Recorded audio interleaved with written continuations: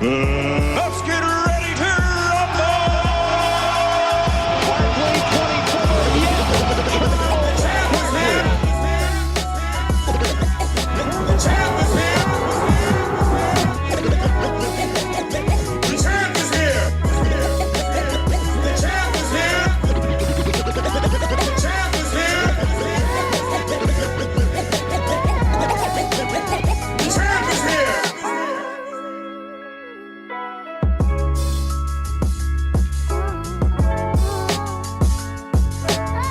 Suns, Booker for the win. Yes!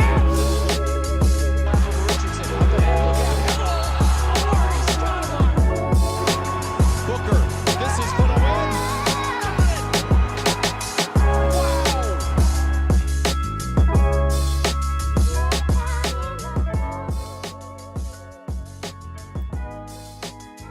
Oh, what is good, everybody? Welcome back to the Valley Podcast. The Suns give us a dose of what we need tonight, which is a little bit of remembrance. Like I had said 2 nights ago, this team's just going to lose sometimes, but they are going to come back out and they're going to look like this most nights. That's why we're, 26-13? Some ridiculous number like that. I don't even care anymore because I'm not counting our losses because they're so far and few and in between. We have Suns Geek in the house. Did you guys know that? Salty? Evan, did you guys know that Suns Geek is in the house? My goodness, the energy is going to be up tonight. Suns Geek, you had something that you wanted to start the show with. Please, go for it. Sorry, I completely choked right there. Hey there, guys. My name is Brandon, a.k.a. Suns Geek, and if it has to deal with the Phoenix Suns, I'm going to make a video about it. Thank you guys so much for having me on tonight. Just wanted to kind of celebrate the victory, obviously. I'm drinking a Memphis beer, and I kind of wanted to celebrate the video that we all worked on together. It was talking about the harsh truth of DeAndre Ayton. And I figured, you know what, I might as well celebrate this win by going live with you guys. So appreciate you guys having me. You put me on the spot there, Gabe, but it's totally okay. Kind of loosen me up. And this beer is going to loosen me up. I'm excited to be here. And thank you guys for having me as always. Hey, man, anytime. It is a blast. Obviously, we leave an open door for you. We leave a chair ready for you to go in case you want to pull it up to the table. Coach, how you feeling tonight? How'd this win hit your taste buds? It was what we were supposed to do. I'm not gonna go and pour a bottle of champagne over this win because we beat a team that's not even in playoff contention, and I'm happy that we did so, and we did it in a non-dramatic fashion. So they did what they were supposed to do, and they passed this test, and now it's on to Minnesota. Salty, your thoughts? He probably muted himself. He's never been on a podcast this big before. Who's Salty? I remember in our first podcast, one of you guys did that by accident. I did it last podcast. I caught a giant lag spike right there. I caught nothing what you said. Like what'd you say? I wanted you to just give us your thoughts on this game tonight. I mean, there's no question about it from start to finish. I kind of missed the first quarter because I was like doing other shit. But like from all the points off forward, is just the Grizz. I don't know if it's just because Jaren Jackson's not playing or they're not on our level. Let's just put it that way. Like usually they're a good competition, but at no point did I think that this game was going to get out of hand or we're going to lose the lead. Did you guys feel the same way? Yeah, definitely. Yeah, I will tell you that I do like the Langston Galloway Carter combo as opposed to one's all defense, one's all offense. As opposed to more and Nader. I say stick with that. You know. He's ready to pull Nader after one game out from injury. I'm ready to talk about that. Please, Coach, go for it. Well, hey, can I talk about one thing first? Can I get into something real quick? So shout out to this jersey I just copped on eBay, and if you guys don't know who this is, you guys need to do some research. One of my obscure fan favorites of all time for absolutely no reason was Rodney Rogers. He won a sixth man for us. I thought if we could have done some better things, this was going to be an X factor type of player. Rodney Rogers out of Wake Forest was drafted by Denver, played for the Clippers for a while in the really obscure years. We signed him 98 or 99, and then all of a sudden we had Sean Marion as a rookie. We had Tom Gugliotta, Cliff Robinson, and Rodney Rogers as the 4 spots and the 3 spots and the forwards. You remember that, Salty? Do you remember that time? And he mutes himself again when I ask Dude, him I'm something. telling you, all right, struggling. Also, you're not the only one with internet connections. I was lagging out earlier too. Yeah. Hey, so yeah, I funky on the remember, Suns, I man. remember, I remember that time, dude. It was. I remember all the times. Everybody was about the Suns backcourt 2000 when it was Penny and Kidd, but then these 4 forwards came in, and I just thought that was the strength of our team. And I loved Rodney Rogers, and we traded him at the trading deadline of 2001 or 2, along with Tony Delk for Joe Boston. Johnson. Yeah, it was the Joe Johnson deal. Crazy enough, right? And then the next year, we didn't even sign Joe Johnson after the offseason, but I'm not going to get into that. But Rodney Rogers, man, dude was a killer. He would thrive in today's game. Do you understand? He was a beefy 6'7", 220, just muscular dude that could get the offensive rebounds, finish in traffic, back to the basket. He was money, and he could shoot it. And in 2008, he had a dirt biking motorcycle accident, and he's a paraplegic now. He's still alive. Damn. He's 49 years old. There's pictures of him in Phoenix Suns gear in a wheelchair, unfortunately. But shout out to Rodney Rogers, one of my favorite players of all time. So if you guys don't know, or you too young, get yourself learned. Get on YouTube, look him up, watch a few videos. And I forgot the question that you asked me because I loved Rodney Well, Rogers, here's the man. thing. So, Geek, the reason I guess I put you on the spot and you had nothing for me is because in our group text, I misread. I'm busy getting this show ready and everything. I thought you were the one that wanted to start with the Rodney Rogers. That's why I'm like, how did Coach get a Rodney Rogers jersey on the day that Geek wants to talk about it? Like, that's nuts. That's why I paused and I was like, wait, what? So I just What are went you to my talking answer. about? It's all good. I botched Bro. it. It's fine. Let's move on. Welcome to the We're all Valley off base podcast here. where we Let's totally know go. what we're doing. If we're Rodney Rogers, give him some love. What a win tonight. I think some of the Suns guys did him justice. What do we got, Gabe? If we're flexing new gear, then let's pop off and flex new gear. Guys, I saved this, man. I wanted to open this so bad today. You know what it was like having this? All right. So Welcome let's to the pop- Valley podcast where we unbox. where we unbox. All right. So as you can see, it's got a real good feel. You know, the back's got a good feel. And this is a high quality sticker we're talking about here, okay? I wish I could get this sticker to stay on without ripping. I'd love to reuse Hey, Gabe, do you still have that Fry's food store? Don't sun bring visor? that up. Don't bring that up. We Me went to and- the game. We went to the game, and they're giving out visors or whatever, like sunshades for your car. And I loved everybody- visors in 2003. Come No. on. The kind that you put in your front windshield. Yeah, like the Oh. sunshades. So we're like, bro, like we're so excited. We wait in this long line because we think it's going to say the Suns on it. All it says is fries. That was the worst, dude. Hey, That was a shout out terrible line. Burner. While you're opening that, Burner might already have the best comment of the night. And he I says, saw that. I got a Suns condom. Never been worn, never will be used.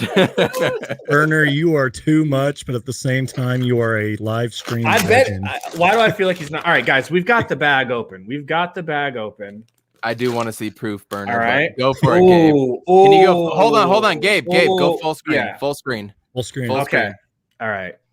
Wait, are these Suns condoms that you're opening up, or what? Obviously. All right, solo why you layout. got How's it such a- going, here everybody? we go. So we Go have for it. got I'm muting myself. something hot here. Okay. Okay. Oh boy! Oh boy! Oh. That's Me getting- beautiful. Me getting excited. Now they did not sell the jerseys. They did I not know. sell jerseys. So I had to go out and get myself. I had to rep for Booker for the All-Star game. But what is this?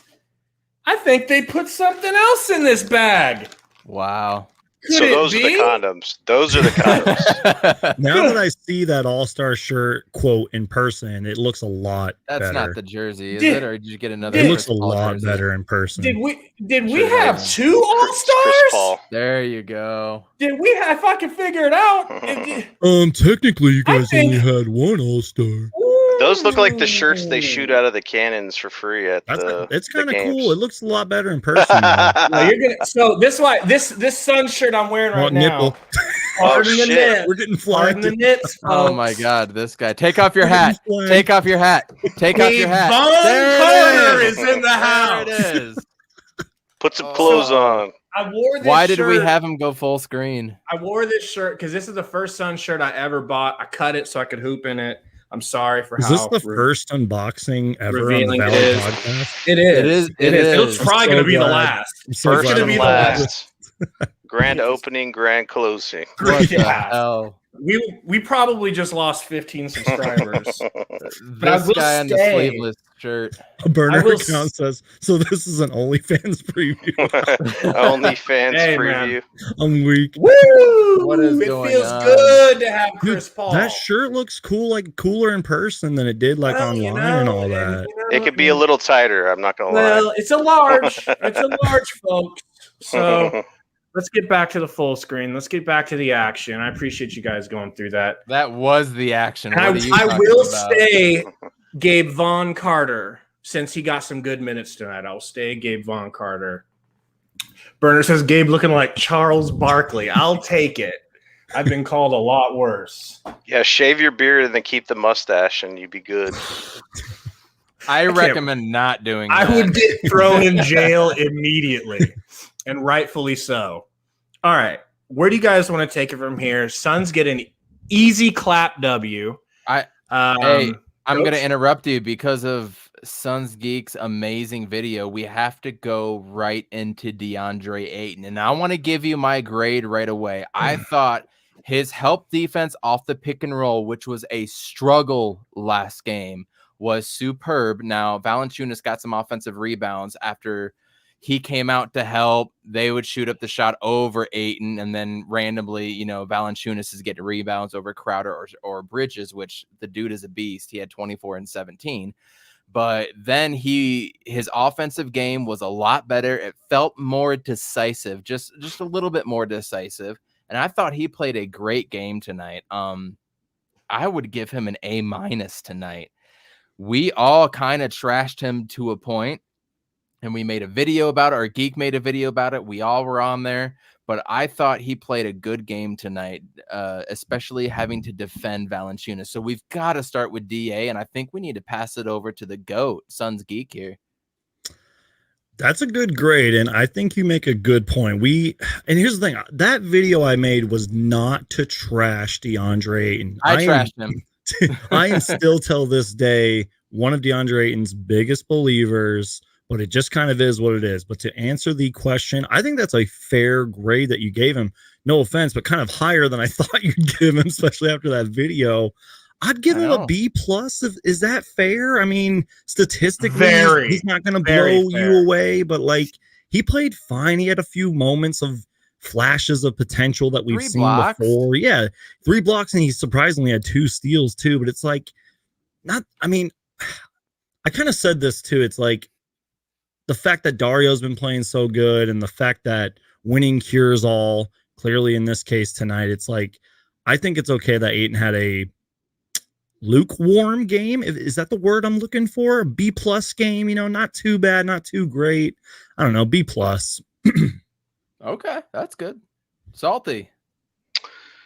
I didn't, man, he didn't do anything that like pissed me off, so I give him like a B. I think he was more decisive, like you were saying. How is that low, dude? B is low. Hey, look, we got to look at it this way. When you're getting an A plus, obviously that's like perfect. A is like semi, you're doing really good, you're ahead of the curve. Yeah. B, like how many kids in school would love to get a B on a test, So are you giving a B or good. A B plus? I forget. B. Okay. No plus in this house, You know, he didn't do anything that would piss you off. He didn't like decelerate on a jam or anything. So yeah, he did pretty good. His defense was ratcheted up, which is nice. I think I'm still curious as to how it changes because like Suns Twitter and everybody was like propping him up for his defense and rebounding, but his rebounding averages just plummeted through the floor. You know what I'm saying? Like, what's his? Because how many rebounds did he get tonight? And I obviously didn't play the 9. fourth, but I feel like because in the beginning of the year, remember we were like comparing him to Rodman, like oof on those takes. I mean, what is this guy's average for rebounding at this point? You know, so Dude, the rebounds have definitely gone shit. down, More which on is that like, later, folks. Yeah, more on that later. but his defense was better. But like at the same time, I feel like his defense has taken a step back as well, and that's kind of an energy and intensity thing. Because like if your offense isn't there, I tweeted about it. Like the Suns' last game, which we won't get into, obviously, but from the beginning of that game, you could just tell the energy wasn't there, the intensity wasn't there on the defensive end, and it kind of like translated into the rest of the game and how it turned out. Like when the Suns can control at all time their defense. You know, they Yeah. can't control if their shots are going to fall or not, right? So that's the same thing with DeAndre's defense. Like if people were giving him props for increasing his defense, am I off base here? I swear I'm not just a hater here. I just it's what I see. You know, like if he's going to get props, you are a hater because my Okay. video apparently we're all haters. No, you got you got canceled, right? I know all I got about. canceled tonight. No more Suns Geek, guys. I know all about that on my Saltiest Gaming channel. So the more like the bigger you get, the more people are just hate. They just hate because like if you go counter to Good. what the sheep think or like the main speak, you know what I'm saying, like the media or whatever, because like what the media will feed you or what like certain channels will feed you is what you want to hear as a fan or like as a certain gamer. But like if someone goes counter to that, it pisses a lot of people off, right? If you go against the grain and tell them what's like Well- outside the norm, they'll get mad. Bro, we gotta bring up the fact that a lot of DA fans are also University of Arizona fans, and I tweeted Mhm. earlier today. I feel like college fans are over pro sports, depending. It doesn't matter what pro sport. College fans seem to be more passionate, and I want to say pure blood because I love college athletics and what they are supposed to stand for. But a lot of Arizona fans will cling to DeAndre Ayton like no other. Right? I never heard Arizona fans being this critical of Chase Budinger when he was with us or Channing Frye when he was with us. You know what I mean? So Well, go ahead. I don't see myself doing that for. I guess it's because he's not on our team, but like James Harden, for example, he went to ASU and we're big Right. ASU fans. Like I don't defend him tooth and nail because he went to ASU. You know, like No, if he hell was no. on the Suns, maybe it'd be different or whatever. But like the bullshit he pulled with the trade and stuff like that, we talked about Harden. I was like, man, that's some bullshit. He quit on his team and all this other stuff. Just because he's from ASU, I don't give him a pass. Like I like that he's from ASU and he puts the forks up and stuff, but I'm not going to give him a slide or a pass or look past some of the shit he's doing because he went Ooh. to my favorite college. You know? Hey, we just found out that Burner went to U of A. We might need to cancel Oh him. shit, Burner. Oh, Burner. Where's the block button? The first block Hey, on the he's a channel. live stream commenting legend. I'll forgive him. Gabe, give us your score, man. What's up? So I'm gonna do a grade on Ayton tonight, and then I'm gonna go into something. And I want to go into it now. I thought I was gonna do this later, but for the sake of cuts, let's stick with Ayton and get it out of the way. Cool? Okay. So tonight I'm right with Suns Geek. I'd say about a B+. He looked hungry. He looked energetic. He didn't score a ton, but it was enough. 15 is always enough. I'm never going to complain about 15 points. I'm not going to complain about 9 rebounds. Never going to complain about 3 blocks. What I'm saying is that motor, the key was turned tonight. And he's been in almost neutral lately. And tonight he was in drive. He was at least in drive. So I got to give him a B+. Now, if he had broken 20 points and 15 rebounds, that's where the A+ comes in. So don't get me wrong. Having said all that, I've come to a stark realization. about Ayton, and I want to share it with everyone, especially while we've got 30 people in here. Hit the like button, people. Appreciate everyone in the chat. Hit the like. Come on. So, what if I were to tell you, Coach, Geek and Salt, that even if Ayton doesn't reach his potential that we saw for him as a number one pick, it will have no bearing on the Suns winning a title, and I can prove it to you. I'm intrigued. Prove it. Prove it. We have an I'm intrigued. We have music playing, dark music playing, and then we have Salt saying prove it. So we got your whole spectrum here. Let me prep this first with some statistics. Okay. This all started in my head when I saw the most famous Ayton Stan account, Ayton World. This was a few weeks back. He had a tweet. God. I wish I could pop it up. He had a tweet that said DeAndre Ayton is a top 5 center, and he's not number 5, leading you to believe he's higher than the 5th. So a top 4 center. Right? I guess you could look at it that way. So I did some digging, and I did some more digging today because I wanted to get it updated. Okay. So you might be surprised to know that DeAndre Ayton, we're always talking about how he's becoming an elite defender. Well, he's 20th in blocks amongst centers, not all players. Elite. 20th with 1.1 block per game. I'm sorry, maybe we're jumping the gun a little bit on calling him an elite defender. Hold on. Do you know out of how many centers or forwards by chance, or is that just 20th overall? 20th out of, like, it literally is named every center. This is from this is from ESPN if anyone wants to fact check this. And is that average or total blocks? That is his average per game is 1.1 block per game, and he is 20th. Okay, he is 16th in per. His per is 18.97. You know who's 15th? Rashawn Holmes. I was just going to say. Rashawn Holmes. Shout out to his mama, though. His mom is like the coolest Twitter mom on the planet. You know what I'm talking about, Geek? Besides Javon Carter's mother, yes. Is her? Oh, I don't follow her. I need to follow her. She's awesome. Go follow Mama Carter. Oh, no. Back to the defensive statistics for DA. Steals. He's getting steals, right?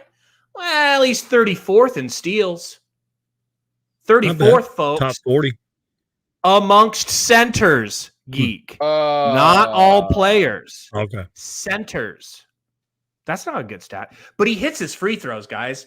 He hits his free throws. He's a great free throw shooter from a big, especially for a center. Well, he's 14th in free throw percentage. He's not even in the top 10. So where have I – stop me when you start hearing stats that scream top 5 center, okay?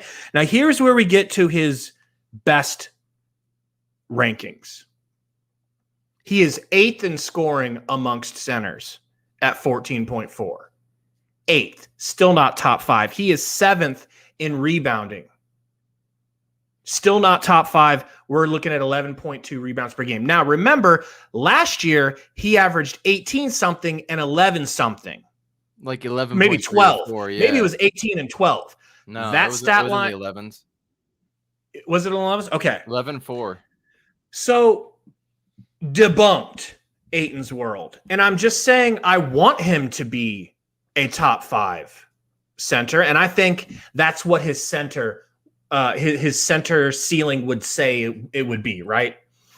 Okay, so that aside, what if I told you that Ayton not living up to his A of U production, U4, it doesn't matter. U of A. It's U Arizona now. It's school down U south. Arizona.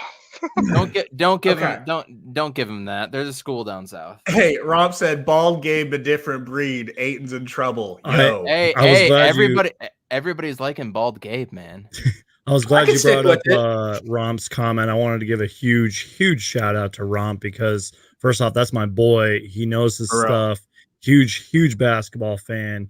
Big time creator when it comes to the NBA and just basketball in general. And he made that thumbnail possible in that video. He's a great thumbnail creator and just everyone go subscribe to Romp 2.0 right now.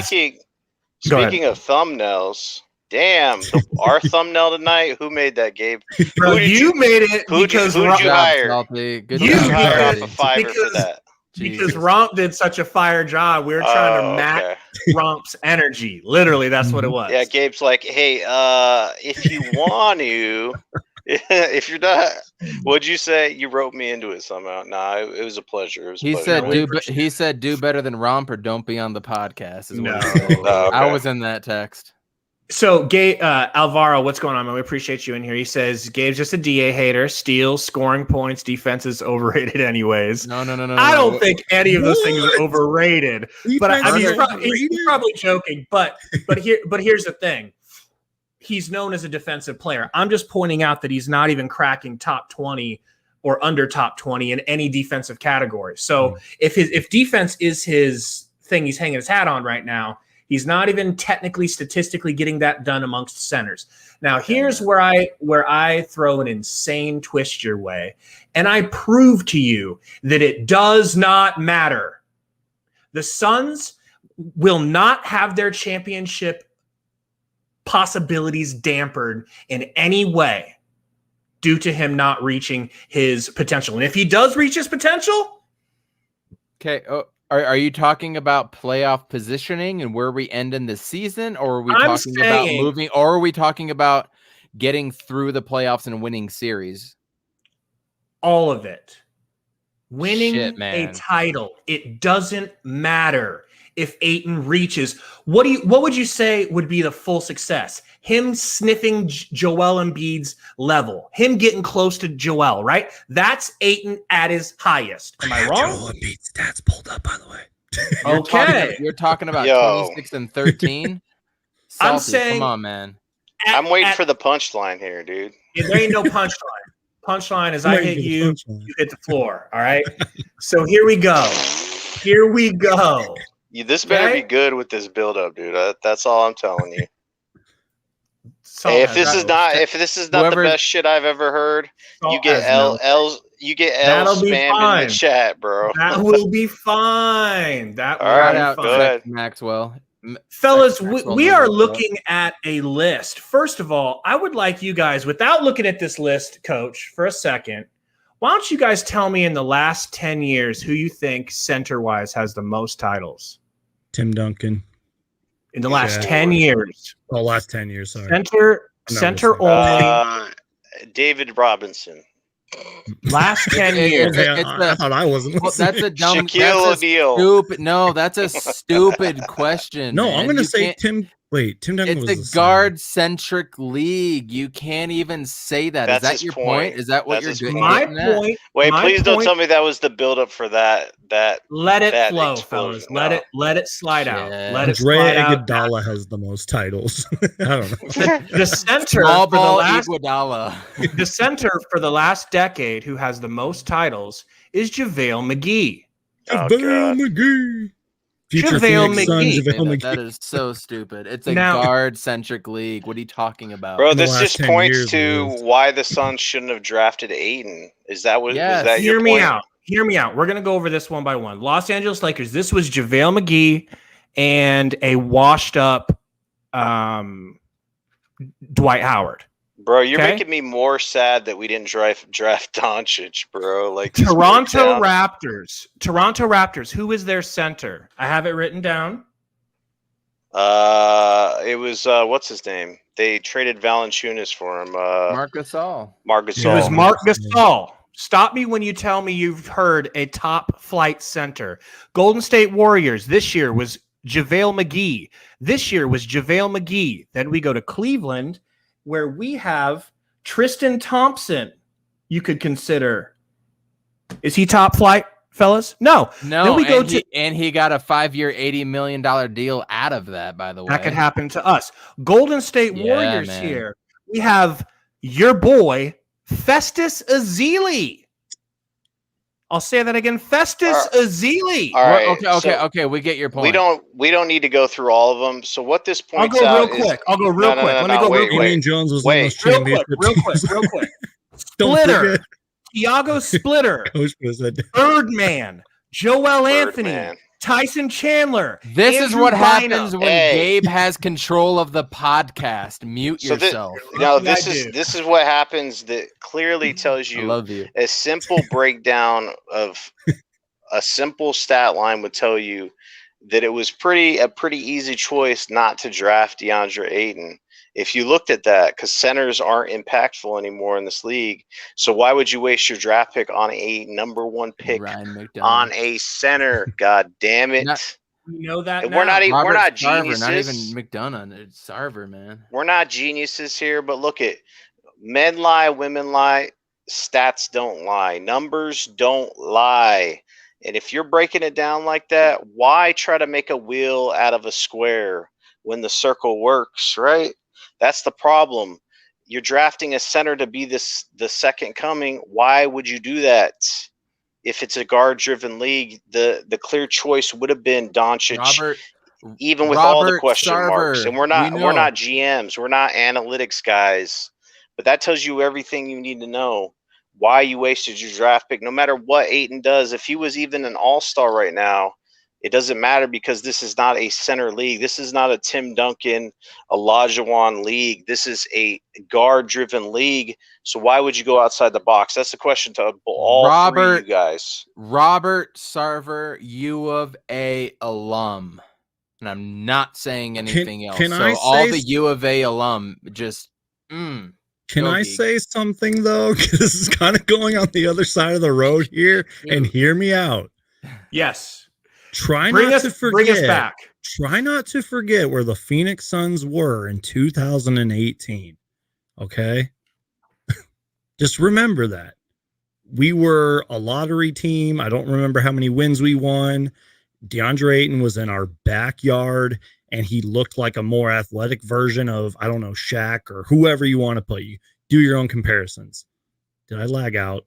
No, you're good. Okay. I'm just that intrigued. I got really scared. So think about it. I mean, DeAndre Ayton in college was doing windmill dunks and was a complete dominant. And again, I always love to say this. He was right in our backyard. And even though Luka, I hate to talk about Luka and all that, even though Luka was a pro since 16 years old overseas, I get it. But it's like, I think people would have been like, if we would have drafted Luka and he would have ended up sucking, Suns fans would have rioted, in my opinion. I've got to stop you, because Kokoskov was our coach. He was the coach for Luka. You didn't need to go scout him because this dude coached him. Right. He knew better. Maybe Kokoskov was like, yeah. I do coach this kid, Luka. He's pretty good. But damn, look at Ayton's delts. It's all this dude looks Robert Sarver. I guarantee you Kokoskov, or whatever that guy's name is, I think there was even quotes from it that he was preaching how good he was and how perfect of a fit he would have been with that coach. That's why it was so perplexing when the Suns didn't draft him, because the coach was already familiar with and the Kings Doncic and the Hawks and whoever else didn't draft him. But still, I mean, my whole point, I guess, is saying is what I love to play the what if game. I'm sorry if none of you guys do, but I love to play that game. Think about it. What if Luka was drafted by the Suns and he sucked? And what if Ayton even looked like he does now? We'd be like, oh, fuck, we could have had DeAndre Ayton. He was right in our backyard. Bro, players like that, like, you don't draft Kevin Durant and, he came to the wrong team, so now he sucks. Nah, that doesn't work like that. Like, Luka is that, unfortunately, good. He's very fat, but he's very good. Hey, so what about the chat's thought process that it wanted to work with Booker and Doncic, Gabe? I disagree. I disagree completely. Who is to say that Booker, I mean, if Booker can turn the offense over to Chris Paul, like, winning cures everything. And they could so easily, first of all, in the chat, tell me if you can think of one more devastating backcourt than Booker, Luka. Is there anything like it in the NBA? Hey, guys, we got some Portland fans in here. Thank you for showing up. Who would you be more, and be honest, who's better, Booker and Luka or Dame and McCollum? No, and don't lie. Ooh. Hey, so here's the real answer to that, why it would work. You know how they Playing stagger Steph, yeah. Chris Paul and Booker? You could stagger Doncic and Booker and even play them together because Doncic gets to the line, he distributes, he can kick to wide open Book. If Book doesn't have a shot, he creates his own shot. Doncic is a lot bigger, plays a different game. It would have been unstoppable, dude. I'm telling you, bro. Like that 1-2. Okay, he says Steph and Clay. Yeah, absolutely. Yeah. Yeah, I'll that's give better. you that. That ain't I'll give That's you that. better. I'll give you that. But by how much? I mean, with Put you right in injuries now? league with them. Put you right With- in league with them. Considering there they both had. considering there was injuries, Plus, So what- we'd be Luka's 10 years done. younger. We'd be the 10 years younger version. So what screwed us with the whole possibility of drafting him was our history with Euro players. We busted on every Euro. Thank you, Salty. Thank you. Zarko Chabarkaba. Yes. Zarko got injured. Zarko was. I don't want killing it, and to. they I got don't want to injured. hear excuses. Tell me a Euro player we drafted that It's did not good even on just the Suns. Euro. Look at No, our I draft can't. picks for the last 10 can't. years. Kendall Marshall. I could go on and on. We were failing in the draft picks department. Yeah, man. So that's the reason I kind of get We've been- quote So worked they up went. with. They went. 20 Yeah, they went plus with. years They we've went been with the failing safe. drafting. They went with the safe Ex- pick. is That's what why they I did. always say he was right in our backyard. And you know what? I said this in the video too. DeAndre Ayton is still only 22 years old. What? Fast forward 3 years. What if he is selected as an NBA All-Star? I will feel so much better about picking Okay. Ayton. Okay. Would you, Geek, right now, salary cap is not an issue. Would you make a win now move for a Vucevic? Or Hey, every bro, time. No, Take a stop, shot. stop, Take a stop. shot. Mute yourself. Take Mute a yourself. shot. Would you do it right now? Vucevic is 30 years old. He can get you 27 and 14 in the blink of an eye, and he can get you 34 randomly too. Would you do it right now for this year? If you didn't have to worry about after this year, would you just do it because you think we have a chance right now? Not next year. I'm talking about just this year. Just right now. Sasha or Nicola? Nicola. You know what? Dragon Bender. No, I'm just kidding. That's the answer to every question. He's the answer for us. Yeah, to answer your question, am I crazy to say yes because it's Nikola Vucevic who gets no love absolutely at all? You know what I mean? This dude is probably I've said this before. He probably should be more than a 2-time All-Star. It's just because he plays in Orlando and gets no love, no highlights, and kind of like Luka, he's not the flashiest player like Luka. And by the way, Luka uses that to his advantage. But yeah, I mean, Nikola Vucevic, man, all these little things that we're bitching about with DeAndre Ayton, I doubt Nikola Vucevic does these things. So, and I think you guys were talking about it on the last pod. It would kind of be similar to what the Raptors did and how they won that title because they made that trade. Didn't Kawhi get traded there or something? Yeah, they let DeMar DeRozan go, their favorite player. Arguably the greatest Raptor of all time besides Vince Carter. So yeah. And it hurt him, bro. It really hurt him. Oh yeah. You know, it was like getting your wife stolen by like Brad Pitt, dude. It's like, oh, really? You're just gonna walk away? Okay, I guess. Go. I mean, he was hurting. So yeah, to answer your question, I would say yes. But again, I don't know. We've all weighed in. Geek made an amazing video today. Please check it out on YouTube. We're on Twitter. All of us are on there, and we've shared it, and we have our thoughts. And we've talked about DeAndre Ayton extensively on this podcast. And I do think one thing that is already taken away. We're 38 minutes in. And I think Gabe mentioned it and he screwed up the number. I think one thing that's really important, you guys, and I want you to raise your glasses to this. We're 26-12. In the last 22 games, the Phoenix Suns are 18-4. Winning cures all. Winning does cure all. So you know what, Gabe? You are right. We can win without DeAndre Ayton reaching his potential. We can.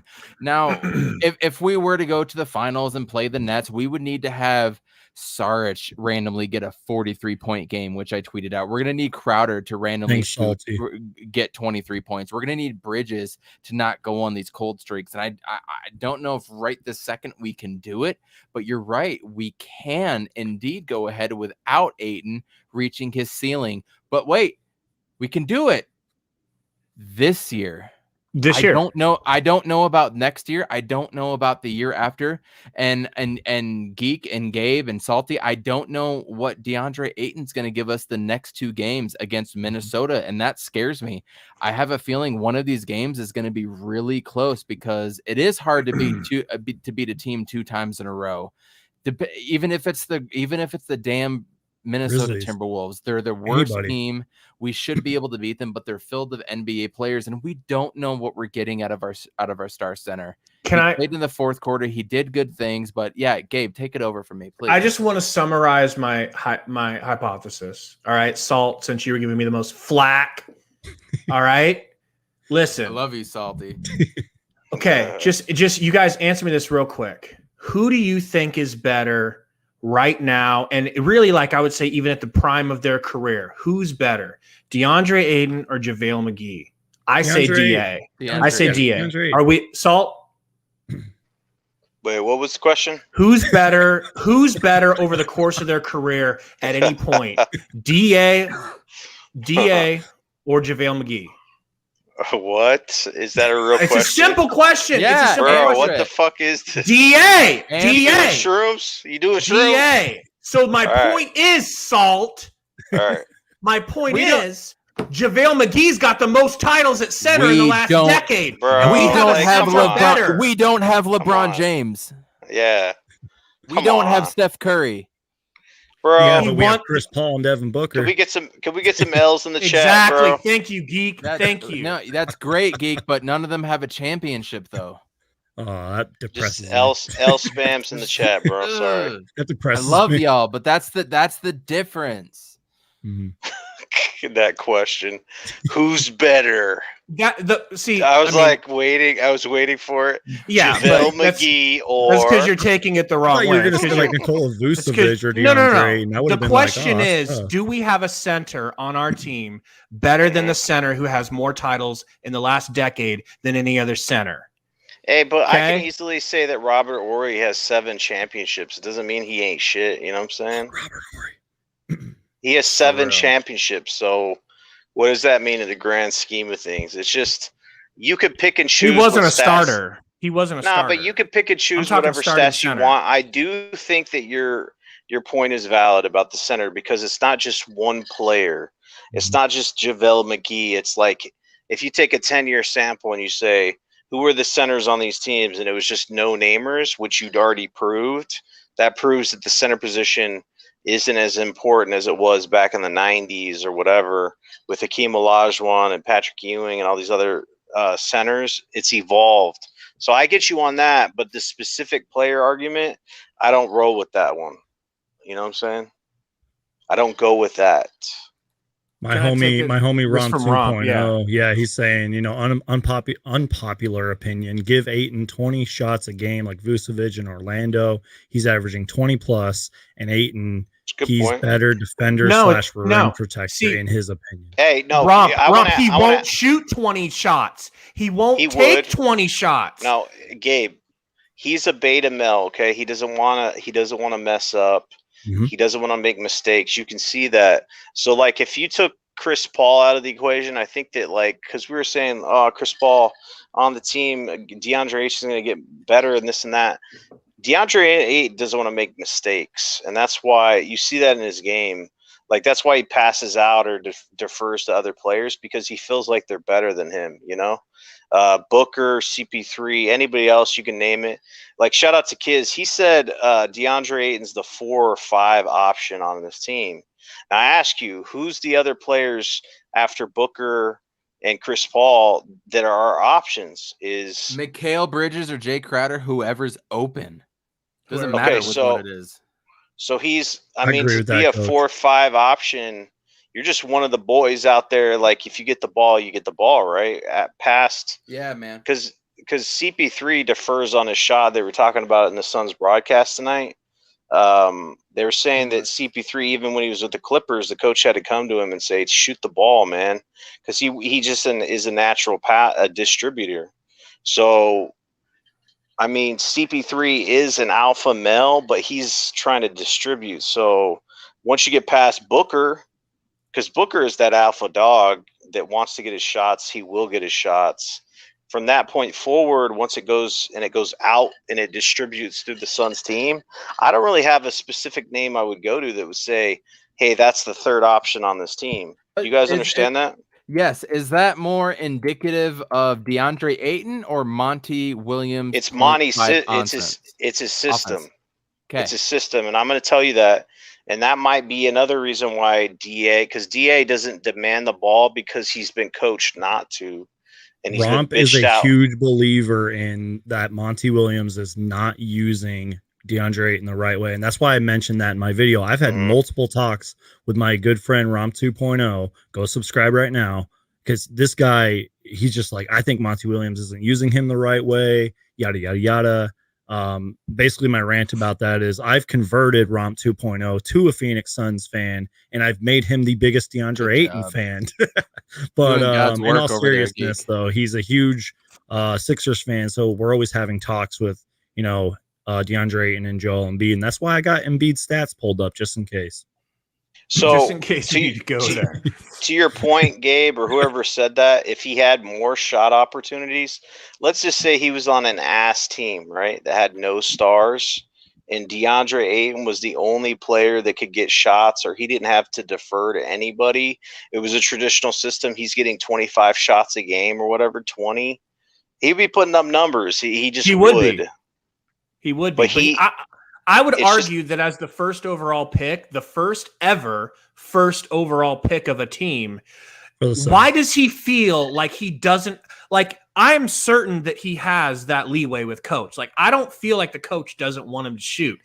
He seems like he is terrified to shoot. It's because he's in this 0.5 system. He's in the 0.5 system, and he doesn't feel confident in his role because Booker knows he's the alpha male, and he doesn't want to make mistakes. Yeah, he doesn't want to make mistakes. It's the Dragon Bender syndrome, and he needs to get out of it, and he will, I think. But like this year, what's up, Coach? Lest we forget, James Jones tried to trade this man in the offseason. Word. James Jones did not draft this man. James Jones got hired after the fact. James Jones's first season had to do with DeAndre Ayton and having to deal with 25-game suspension due to PEDs. DeAndre Ayton has taken PEDs. DeAndre Ayton has allegedly accepted money to play at the University of Arizona. And a character seems to mean a lot to James Jones and Monty Williams. People just want to look over this and say that it's nothing. These are big things. If DA gets popped again for PEDs, is it 50 games? I think that's the MLB. Once it's 25, then 20, then 50. He could be popped for the year. They do not trust him. And that's the problem. He is not a 0.5 player. You watch him at Arizona. I'm an Arizona State fan, so I watched University of Arizona to watch them lose, okay? He gets it, and he takes a few seconds to jab, do something, back down. I'll either toss it up for a hook or now pass it out. This is not a 0.5 system player, and I stressed it on the last podcast and in Geek's video. What a video. What a video. 0.5 offense is just getting it and passing it out. DeAndre Ayton is not that type of player. He can do it if he wants to and learn it, but he's not that player. He is a defensive player right now, and that is what they have asked him to do. Mm-hmm. So he is going to be a defensive player right now. The fact that James Jones tried to trade him and he didn't draft him, I think is a glaring thing to look to, especially in the offseason. And I will say, like I've said before, I don't think now is the time you trade him. Just due to him being there for 3 years. He knows the guys. He knows the coach, yada, yada, yada. You don't want to mess up whatever the hell you have going on right now. But, man, think about that fact, you guys. That is so important. Can I shout out the chat? shout out the chat. Please, No, please, it was a great It's been take, live, bro. man. No, we I mean, we great need coach. we need to That was a shout out great- all the great cool coach. people in the chat, man. You guys Great are take, awesome, Coach. Salty, will you handle that, bro? You're a pro. bro. I mean, there's too many. A burner account, a basketball, football guy, man. Rom 2.0. Roy, Rom, Gabe. Who else did you guys see up in here, Got man? Dame. Eric was up Dame in for MVP. With some MVP. hot takes. Lots Isn't of your Alvaro. guys' Blazers Blazer? uprise. Yeah, aren't they in here? Yeah, Oh, there's sure. a bunch Right. of Blazers, That's a fun- bro. We fun appreciate you podcast. guys. Bo's Dude, it up in was. here. Hey, so somebody, This is I think it's Dame is saying that I remind him of Torrey. So real quick on that, I watched y'all's podcast last night too. I wanted to just support them. I just wanted to support them. Eric. So yeah, Eric's in here. Eric, I watched you guys last night. And I meant to turn it off after like 5-10 minutes. I just wanted to give you guys an extra watch and a like and a comment. It really does. I ended up watching like almost the entire. Bro, they even talked. I was on They even, for 45 minutes. bro, they talked about us. That's what happens in that too. So yeah, That's I what mean, happens. so that just goes to show you guys are really entertaining. So as to him saying that, I remind him exactly of Torrey. Like I totally agree, and I was noticing that too. It's kind of weird, but you got to give him his props where they are, bro. He's got good hair. Like Torrey's got a good head of hair. I've seen him pull his hat back, and if I had his hair, bro, I would never be wearing a hat. So that's probably why I the wear only hats all the difference, time. bro. I was just saying. So, anyways, appreciate you guys all in the chat. Brian Scalabrini in the house. I'm pretty sure it's the actual Brian Scalabrini. Real quick, I'm sorry to cut you off, Coach. I just wanted to kind of agree basically with what you said and go on a small little rant, especially about the character thing. This is why in my older-ish videos, especially when we had Kelly Oubre, I was always preaching, Kelly Oubre is good for the culture. He gets Phoenix Suns fans excited because you said character, and Kelly Oubre was one of those character guys. And I'm not trying to start a whole Kelly Oubre conversation. I'm just saying that I agree with you. We're past that. Shut up, Gabe. About the character thing. I'm not saying DeAndre Ayton doesn't have good character because I've met the dude a couple times. He is a good dude. He's super confident, which is why he got that domination tattoo. That's a whole nother conversation. And I haven't, so that's more than I know. Exactly. So, but I don't know. I just wanted to agree with you on that. Basically, everything you said about Ayton a few minutes ago, 100% agree. Character is important, especially when you have Chris Paul and you guys are playoff bound. You think Chris Paul is going to be putting up with certain players and suspensions and attitudes? Hell no. That's why Greg Popovich and the Spurs, if Greg Popovich doesn't like you, you're gone. That's my rant. Bill Belichick, et cetera, et cetera. Mm-hmm. Yeah. I'm not even a football fan, but the Patriots making moves. They're spending all the money today. So right. So we've talked about DeAndre Ayton and going at this for probably a half hour to 40 minutes. Welcome to the DeAndre Ayton podcast. Man, yes, sir. Yes, sir. Of course, we're gonna talk about DeAndre Ayton. He's our only number one pick.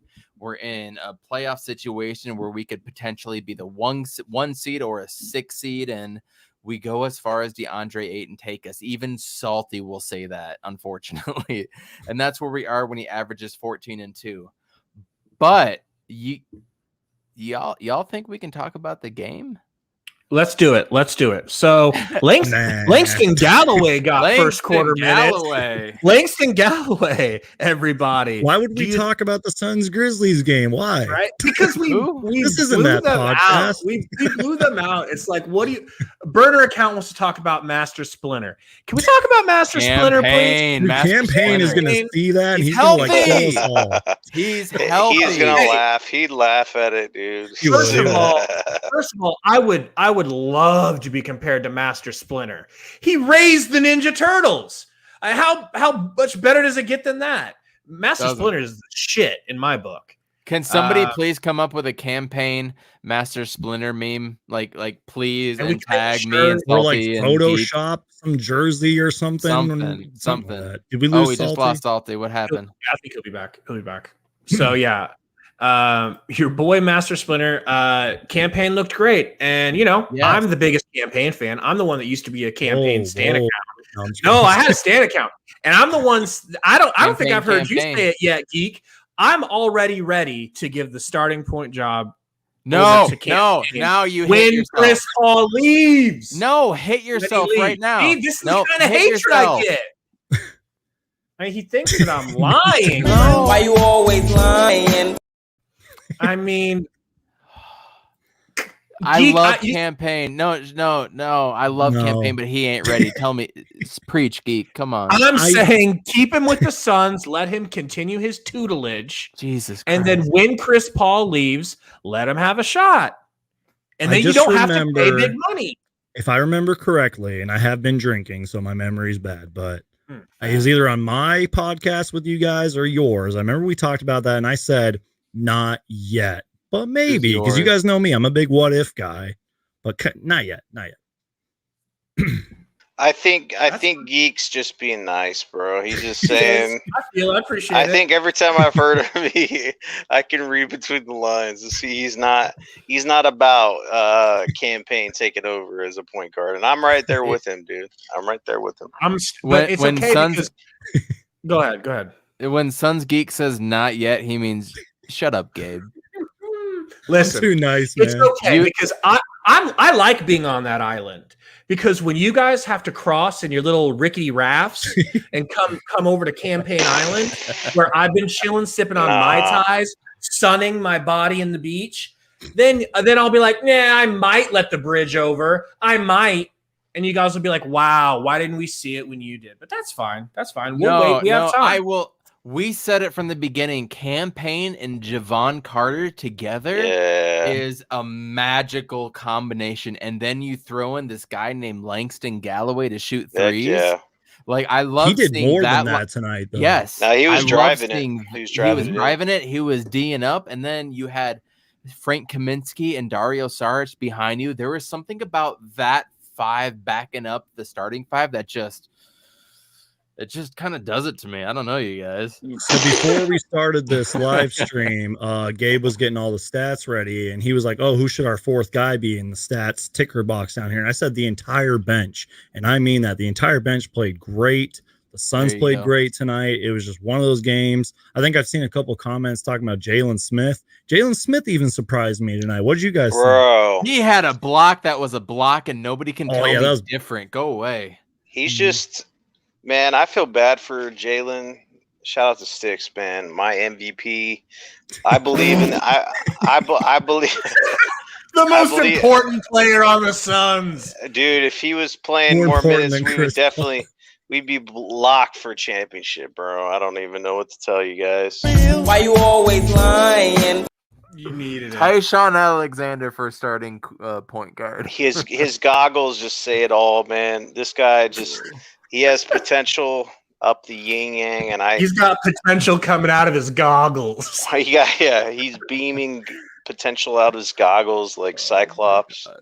No, but I love seeing him out there, and did he do an and one? I don't know. He was getting As soon as he bored. gets in the game, he gets the ball in the paint, throws his body into the defender. He's just confident. Finishes through contact and gets the and one. Dude, that guy's got such long arms, man. It's insane.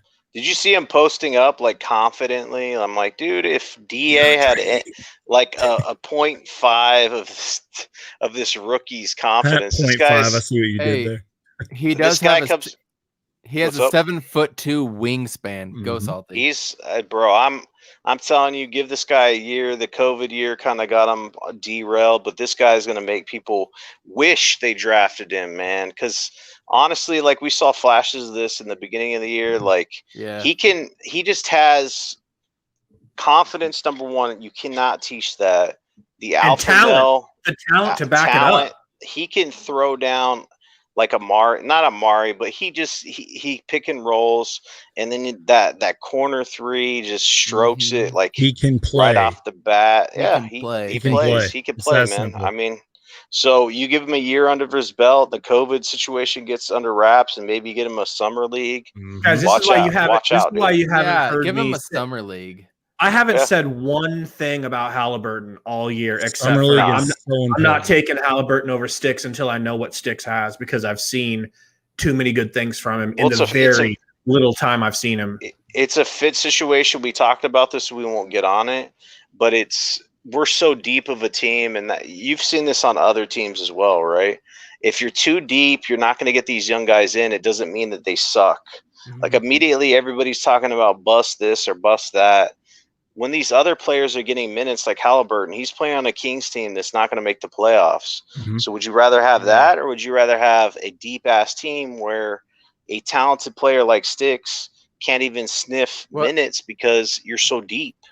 What does Alvaro's comment mean? He says, "Oh, you just switched off that it said sounds like the Suns have a team full of high T guys, high testosterone Guys? Yeah, Okay. and then DA, and then there's D. Okay, not a bad That point. makes We a do lot have a more lot of sense alphas. now. We got a lot of alphas on this squad. That's Well, not that's a what bad thing. Nah, man. I mean, you got to have a good mix and stuff like that. But Sticks is definitely an alpha dude. You know, like he does not give a fuck. He could airball 5 threes in a row and he'd still take 5. Going back to the whole character thing, sorry to cut you off, Coach. No, he go, seems like go. he's got a lot of character. I've seen certain interviews with him. He seems super smart. So- I remember on draft day, I was live and I overreacted to Sticks. I was like, what? Why did we just draft him? And then I kind of calmed down a little bit. I had my boy Reliable Rants on there to kind of help me, tell me all about him. And then as I did more homework, I was like, this James Jones, this is a James Jones guy. Go ahead, Coach. I think the exact same thing. Period. And if we missed Dario or if we missed Cam Johnson for an extended amount of time, I really think we would see a lot more of him. Even Crowder, Ayton, whoever in the front court. Like we would really see an extended amount of time. We still could. I hope we don't. And he would learn so much. That's why summer league's important in preseason. You and I talked about it. You and I went back and forth on one of your podcasts or something. We said, like, can we put up with the mistakes that he would potentially make right now when we're trying to make a playoff seed? At that time, we were like the 4, 5, 6 seed, right? That was probably when we were 8 and 8 or whatever. Can I answer that real quick? Yeah. Okay, it doesn't matter. It'd be okay. We could handle it because we've been starting Frank Kaminsky, not playing, starting Frank Kaminsky at the 4 all season. Frank looked good against backup players. He only had a few points. You were right. You called that 2 nights ago. And that's fine. All I'm saying is if Frank is your starter at 4, then there are obviously minutes at 4 that could be spread around to Sticks. But it's a smaller league, so we're going with more guards. Why isn't Dario starting yet? Because he's so slick off the bench. Yeah. We have nobody else. If Ayton gets into foul trouble, we can't have Saric playing into the 8-minute mark of the second quarter and then he'd be exhausted. We can't do that. So unless we're like desperate. If DA gets in foul trouble, he can come in at the 9, 10, 11-minute mark. If not, he can stagger him and play for a few possessions. They look good playing together too, you guys. And did you guys notice how DA was able to actually get the pass from the wing tonight? Like he had no problem tonight. He was posting up correctly. He was pushing his guy down and putting his arm out that way, saying, throw it 3 feet that way and I'll catch it. And it was no problem tonight. Where has that been? That's the biggest thing. Eddie Johnson said it the other night. When DeAndre Ayton gets the ball in the right place, he can do things with it, but he puts himself in a bad position to receive the pass. Darth Voita in the house. From the Suns Jam Session podcast. They do great work over there as well. So damn you, Voita. You beat me to it. I want a logo just like yours that says Darth Voita but says Suns Valley Pod. Kudos. It looks Isn't that dope. the Suns Uni tracker too? Yeah. Hit them up. They'll probably get you one. They did one for me. Is Voita Uni tracker as well too? Does he have a dual account? No. They were talking. They were talking on Twitter the other night. They were talking. Yeah, they were. He talking could be on talking Twitter. to himself and fooling everybody. You're right. That's what it is. Darth, we're on to you. We're on to you. Yeah. So he says, "Hit up Suns Uni Tracker." So you guys know that. This is just random, but you guys know that Phoenix Suns app. Anybody in the chat? Are you guys on that Phoenix fans app? I just got on it today. Shout out Angelina too. I got it. Sticker. I've got it. Is it only Apple or what? I tried to find it on Android and I could not find it. Well, we're not children. They were and- nice and enough have- to tweet out my video, and then that was when the controversy started with me getting canceled. Oh, But that was nice. Damn that it, they tweeted it out. Angelina. So I talked to the guy who made the Phoenix Fans app. He's starting to do a little bit of Suns content now on Twitter, at least that I've seen. And so I hit him up. I was like, hey, man, we've got Suns Geek on tonight, but one of these games, do you want to come on? He's actually pretty interested. He said he wants to come on. So I think we're going to have him on one of these nights to talk when Did you say we- Unitracker? I'm sorry. No, what's Phoenix app or whatever. Phoenix app? Yeah, Phoenix Fans app. The guy that made that. I Oh. can't think of his name. Yeah, Brendan King. Brendan King's in here. What's going on, bro? He says he's Brendan on King it. is such a nice guy, by the way. Is he? Yeah. You meet him in person? No, just everything I've seen from him. Just on Well, you Twitter. met DeAndre Ayton in person. What's to keep you from meeting Brendan King? I Brendan, don't are know. you too good for Suns Geek? Salty, were you with me in I want to say it was spring break 2003, 4 or 5, and we went to the Paradise Valley Mall and we saw Amari Stoudemire. Was that you that was with me? Yeah, I was He there. was wi- I was there. He was with his kids and stuff. How bad I don't did know why I Salty just thought fan about out? Can How we- bad did Salty I didn't fan out? out for shit. Can we Yeah, take a moment right. of silence for Paradise Valley Mall, please? I used to work there. Yeah. Where did bro. you work there, bro? Shout out. I used What to work store? there, man. Champ Tell us. Sports. Oh, really? So here's the history of Oh, I can Suns see Geek. Suns Geek slinging Yeah, sneakers, bro. History bro. of Suns Hell Geek's yeah. work career. So, I went Hell back yeah. and forth with the official Suns Geek account today, just a little bit on DeAndre Ayton, but I just want to shout out to them. I think they do great work, and I listened to them a lot last year and this season when I was doing the yard outside and whatnot. So shout out to them, and it's all love. It's just hoops talk, and it is what it is. It's DeAndre Ayton talk. We're supposed to be split up, right, Geek? Yeah, absolutely, man. That's why I kind of like this podcast. We've been an hour in, and I feel like we've kind of been in all different directions. We but I haven't kinda talked like about anything. I don't think we've talked about the game really, but it's all good, dude. I That's like what it we though. do. This is Yeah. good. I No, was let's- telling Gabe, I was like, I might clip some of this and upload it to my channel. Do 'cause it, it's do it. good Hey, make another conversation. video. Let's do it. Let's do it. bro. Let's talk about campaign Javon Carter and Langston Yes. Galloway. But Yes. what does that mean? Sarge is obviously coming off the bench, right? So he's part of that group. Regardless, he is the sixth man, whatever.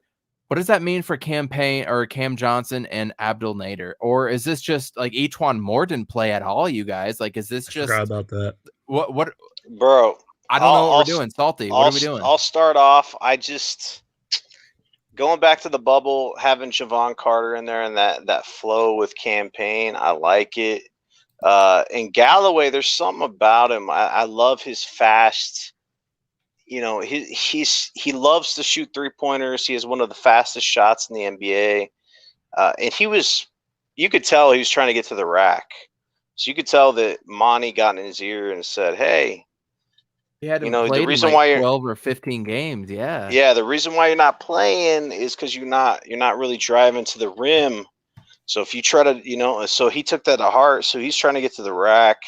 I don't think he could probably improve on his defense a little bit, but it's the yin and yang combo of Javon Carter and Galloway that I like, because Javon brings that bulldog defensive mentality, and then you got that shooter in Galloway, right? That lights out shooter. I just like this. I like that combo better than the other combo that we were putting out there. I like E'Twaun more. I Moore do. I like more. More Nader and Payne or whoever. Nah, I don't like Nader. I love him. I don't love him. You guys love him. I just feel like this guy is better suited in the G League. You know what I'm saying? So keep him there. I know you guys love him, but You talking about Nader? Yeah, Nader. No, Nader. no. You're not sliding me into the Nader Bro, I'm telling box you. and That's sliding me. yourself out. Hey, no. Do we need to get to the history of what Gabe has liked as players on the Suns team? Yeah, I told him that you didn't like, that you liked, and I told you, hey, Yes, we I do. don't know about that. Gabe, you want to bring up any of those Hey, players that Salty, you you're thought? talking to the biggest Dragon Bender fan here. So. Yeah, okay. Right? I mean, No, lump me in with Bender. I was all in on Bender. Hell, I was all in on Chris. Who am I kidding? His rookie season was outstanding. If he could have gotten any better, it would have been great. But he regressed. Shannon Right? Brown was He got one of the injured dudes, though. I In all think. fairness, Right? he I I got was injured, stoked though. about Shannon. You were so on. He was You doing loved Shannon things Brown, for the dude. Lakers.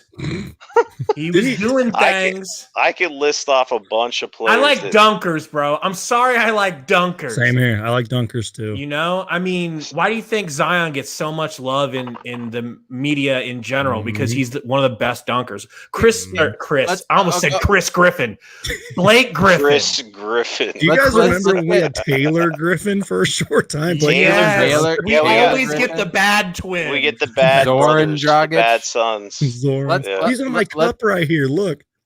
Let's go back to Carter and Payne and Nice. Galloway and Kaminsky and Saric, but there, Zoran. what a cup You right have a there. cup with Zoran? Zoran. Bruh, you Beautiful. are That's gotta- Suns geek. That's gotta be You worth could- a lot of money, dude. Oh You my could sell that God. for $100 or 100 million. 100 Eric pesos. Brandt says trade for Aaron Gordon. I love Aaron Gordon. Salty flame me. U of A. Bro. All right, so This is the best podcast I've ever been on. can we just This is stupid. This is amazing at the same time. all right, throw LaMarcus Aldridge into that backup lineup and you got a championship roster, baby. LaMarcus Aldridge, Gallo, fucking Javon Carter. Would Dario go into the starting lineup? I don't know. Do tell, but what do you guys think about? Did we talk about Aldridge on this podcast? It's all flowing together. No, I can't. Not that Real- much yet. Not on this one. Reality is flowing together. I don't remember what's what. So- What do you guys think about that? Salty, real quick, man. I just think that with a guard-centric league, having a dude coming off the bench with Gallo, I mean, we already said it, a guy that can just stroke it from three. Like if he gets open, he's knocking it down. Unlike Devin Booker from open from three, but I'm not going to get into that right now.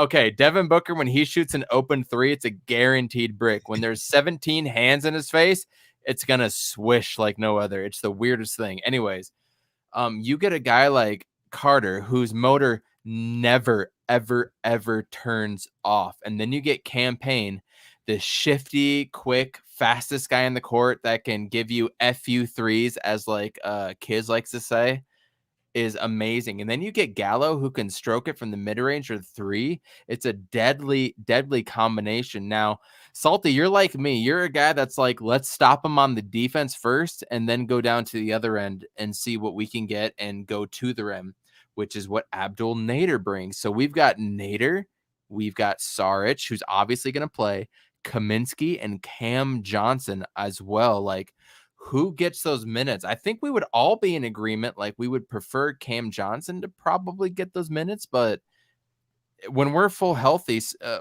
where are we going with this bench, Salty? That's a good point. That's a good point. I totally forgot about Cam Johnson again, and that's to a fault, but actually it speaks to the depth of the team. And I've spoke about this before. Multiple when we times lost that game, and it was kind of an outlier. I told you that I'm not worried about it. We noticed Cam Johnson. You guys are like, oh man, I miss Cam Johnson. But the previous game, I told you guys, I didn't even know he was out, honestly. And that's not because I'm hating or anything. And then this game, did I miss Cam Johnson? I can't say that I did. Oh, You know is what I'm that because we won? It's not because we won. It is because we won because it's because we won convincingly. And it's not like I was thinking to myself, man, we could have used Cam Johnson here. Because, like, when Booker's out, there's a definite gap there, right? Or CP3 or anything like that. But, like, Cam Johnson, is there that much difference? Like, Cam is really good at shooting a three, but Gallo can shoot a three. I mean, getting to the rack, can Gallo get to the rack, or Cam Johnson do a lot of things that he can't? Cam Johnson would be more our 4-player over Kaminsky, I think. And I think in a guard-centric league, we would – I think this is Monty's biggest challenge of the year is one, settling on a lineup, because I thought Jay Crowder played great with the starters tonight. It just seemed to – did it seem to flow a little bit better? And then two is coming up with a second unit, because for the longest time he tried Payne and Carter and it didn't work. And then all of a sudden Jay starts and it works. Cam or Frank Kaminsky going to the bench, I think, is a better move.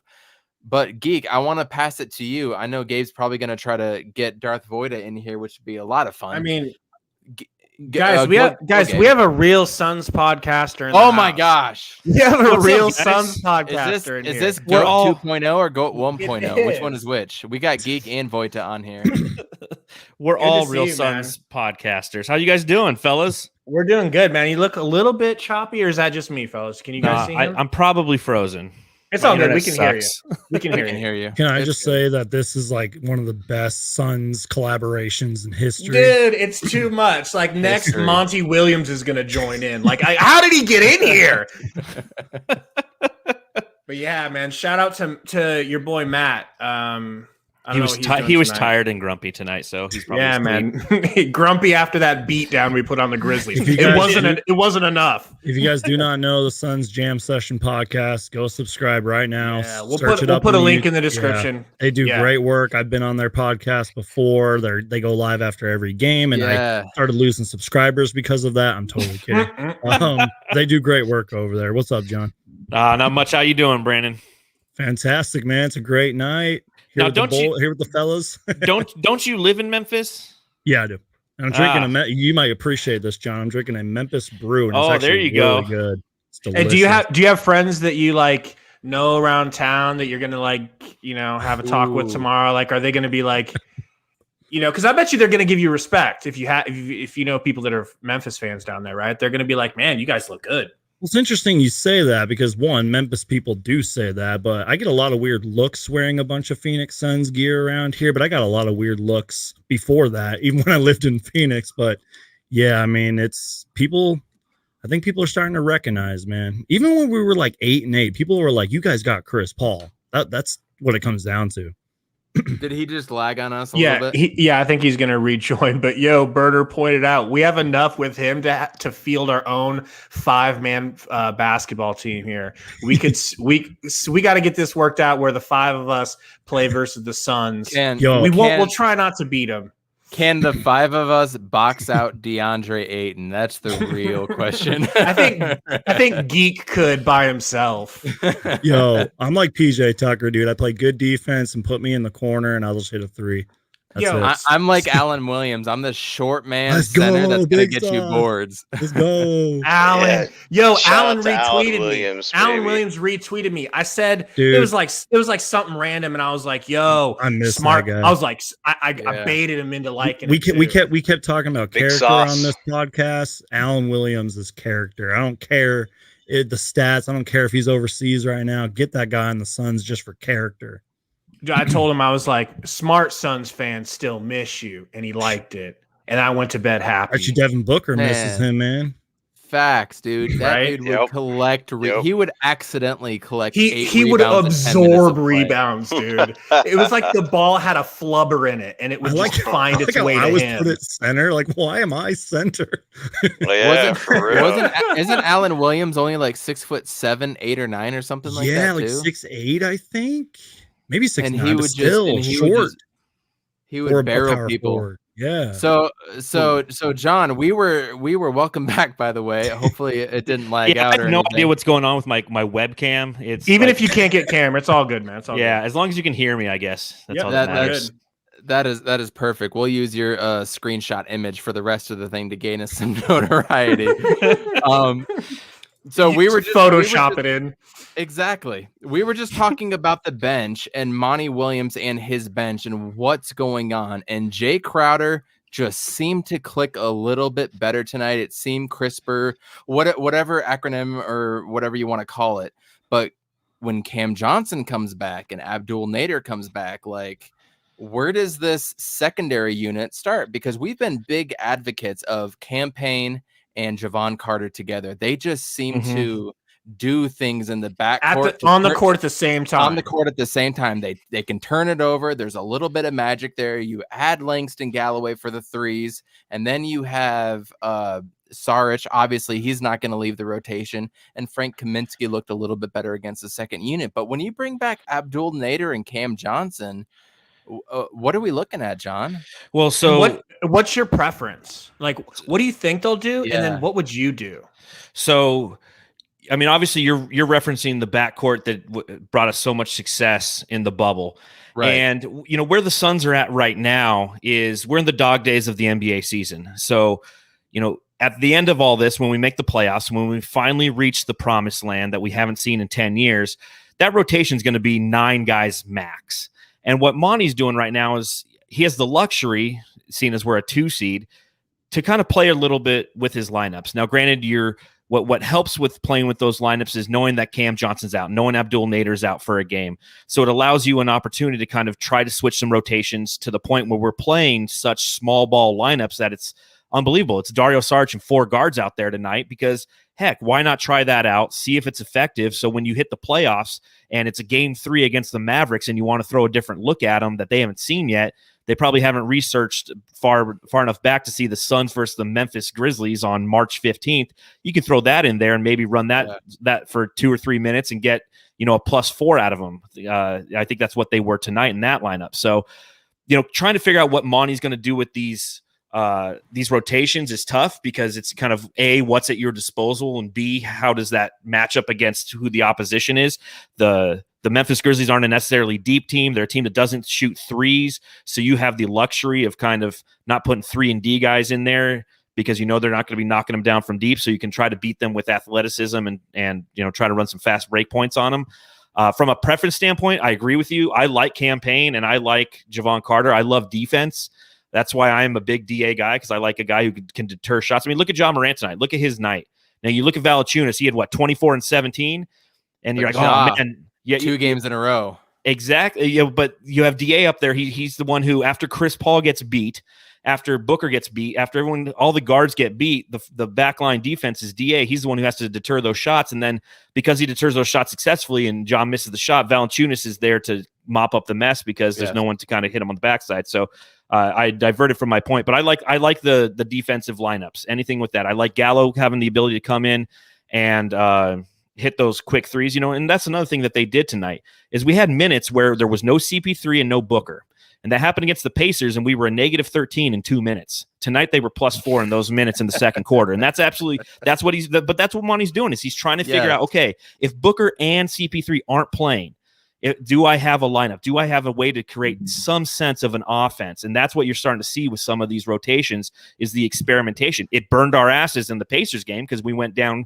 and we never got back. Tonight it worked. It was sustainable. It was a +4 in the second quarter, and it ended up, I think, being a +4 in the third quarter as well. So, I mean, that's 8 extra points without those guys out there. I mean, that's a plus. And the Pacers played an amazing game. We can't take any credit from there. I don't think any 5 of us are going to take away from what the Pacers did. They played a full 48-minute game, and which is something that the Suns can't say for the first 16 games of the season. There may have been 1 or 2 like the Pelicans or whatnot, but they played a full 48 minutes. They played full court. They went hard the whole game, and Monty was tinkering a little bit. But you did get away with, from my point, just a little bit when Abdul Nader and Cam Johnson comes back. Are any of those guys going to take away from Gallo, Carter, or Kaminsky? I don't think Nader will. I just don't think that he plays consistent. Cam Johnson's part of your top 9 players, so he's going to see plenty of time, plenty of opportunities. He shoots. He's a 3-and-D guy, so he does so much more than Abdul Nader kind of does consistently.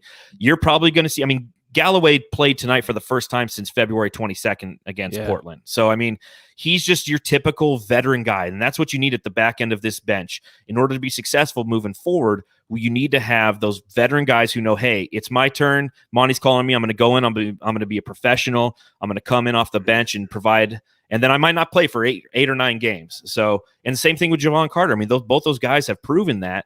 And I think that that's what makes this team so valuable and why I'm not a big advocate for trading much. I think that, you know, if you can get JaVale McGee off a buyout opportunity, or maybe if you want to trade for JaVale McGee, you've seen as he only makes $4 million a year, trade Etuan Moore for him, perhaps. I mean, I think that those are the only opportunities to kind of address the backup big opportunity that we have. But Abdel Nader will be the guy who he's going to be cut on minutes. Galloway will too. And then what'll happen? Some guy will get COVID again. Some guy's going to twist an ankle and need a couple nights off. CP3 probably will take 1 of the 2 games against the Wolves off at the back end of this week, or at least he should, you know? So, I mean, as long as you're keeping these guys. We are 15 deep. Devin Yes, we Booker really said are. that. We really are, though. I've never seen a deeper team than the Phoenix Suns. I've never seen a deeper Phoenix Suns team, that is. And it's unbelievably fun, and we have to kind of enjoy it. It seems like weird. It's we don't know how to react. Like Suns Twitter, people don't know how to respond to us being successful. Everyone's like, well, no, you're wrong. Well, no, you're wrong. John, we're so used to fighting. Yes. What can we fight about? I know. John, you know DeAndre this. Ayton, that's what we'll fight about. And even like everyone in here knows this. Like I was a little over dramatic at the start of the season. I was the Suns' biggest critic at the start of the season. And it's just like you said, John, like we don't know how to react. Like we lost the other night to the Pacers, and then that's how that whole DeAndre Ayton thing started. It's like we don't know how to react because it's been so long since we've been winning. I just wanted to say that. Salty, I hope you're still here with us, by the way. other No, fan I'm here. bases laugh at us. They're laughing at us because we don't know how to react. Yeah, they're like, Hey, they're probably like, Suns Geek made a video calling out DeAndre Ayton. This guy's nuts. Champagne Cancel Suns problems, man. Champagne problems. I'll take these problems Amen. over the Warriors Yep. letting their players coach versus us, and God and everyone hearing about it on ESPN. I'll take these problems over that. Make fun of us for being good all you want. We'll take it. So I wanted to ask you guys, please, anyone jump in and take it. Darth, Salty, I haven't heard from you, coaches or Suns. So did you guys notice that we 2 games now have pretty much clamped up Morant? I don't know exactly why or how. Do y'all? What do you guys think? Like, how are we stopping Morant? Who was guarding him most of the time? It's Stretch Armstrong, right? Wasn't he on him most of the time? I think but we were doing the same thing that we did to Dame too. I mean, it's just different Monty maybe. Different players react to different defensive schemes. With the Blazers, we were kind of DeAndre. DeAndre. We were rotating off, right? We were doubling Dame when he got the ball, like top of the key and stuff like that. But with Ja, it looked like Bridges was doing a really good job, just kind of clamping him up, and because Ja likes to get into the lane and then kick it if he doesn't like what he sees.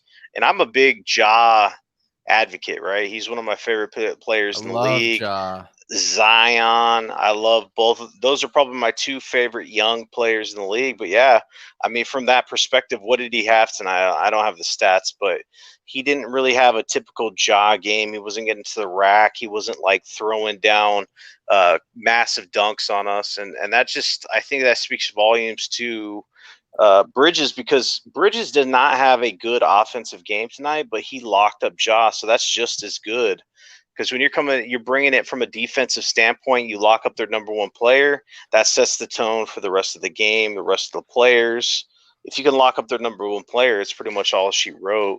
Especially because Valanciunas was doing good, but Ja just wasn't having that typical Ja game. Because when he's on, he's just kind of in the groove all around.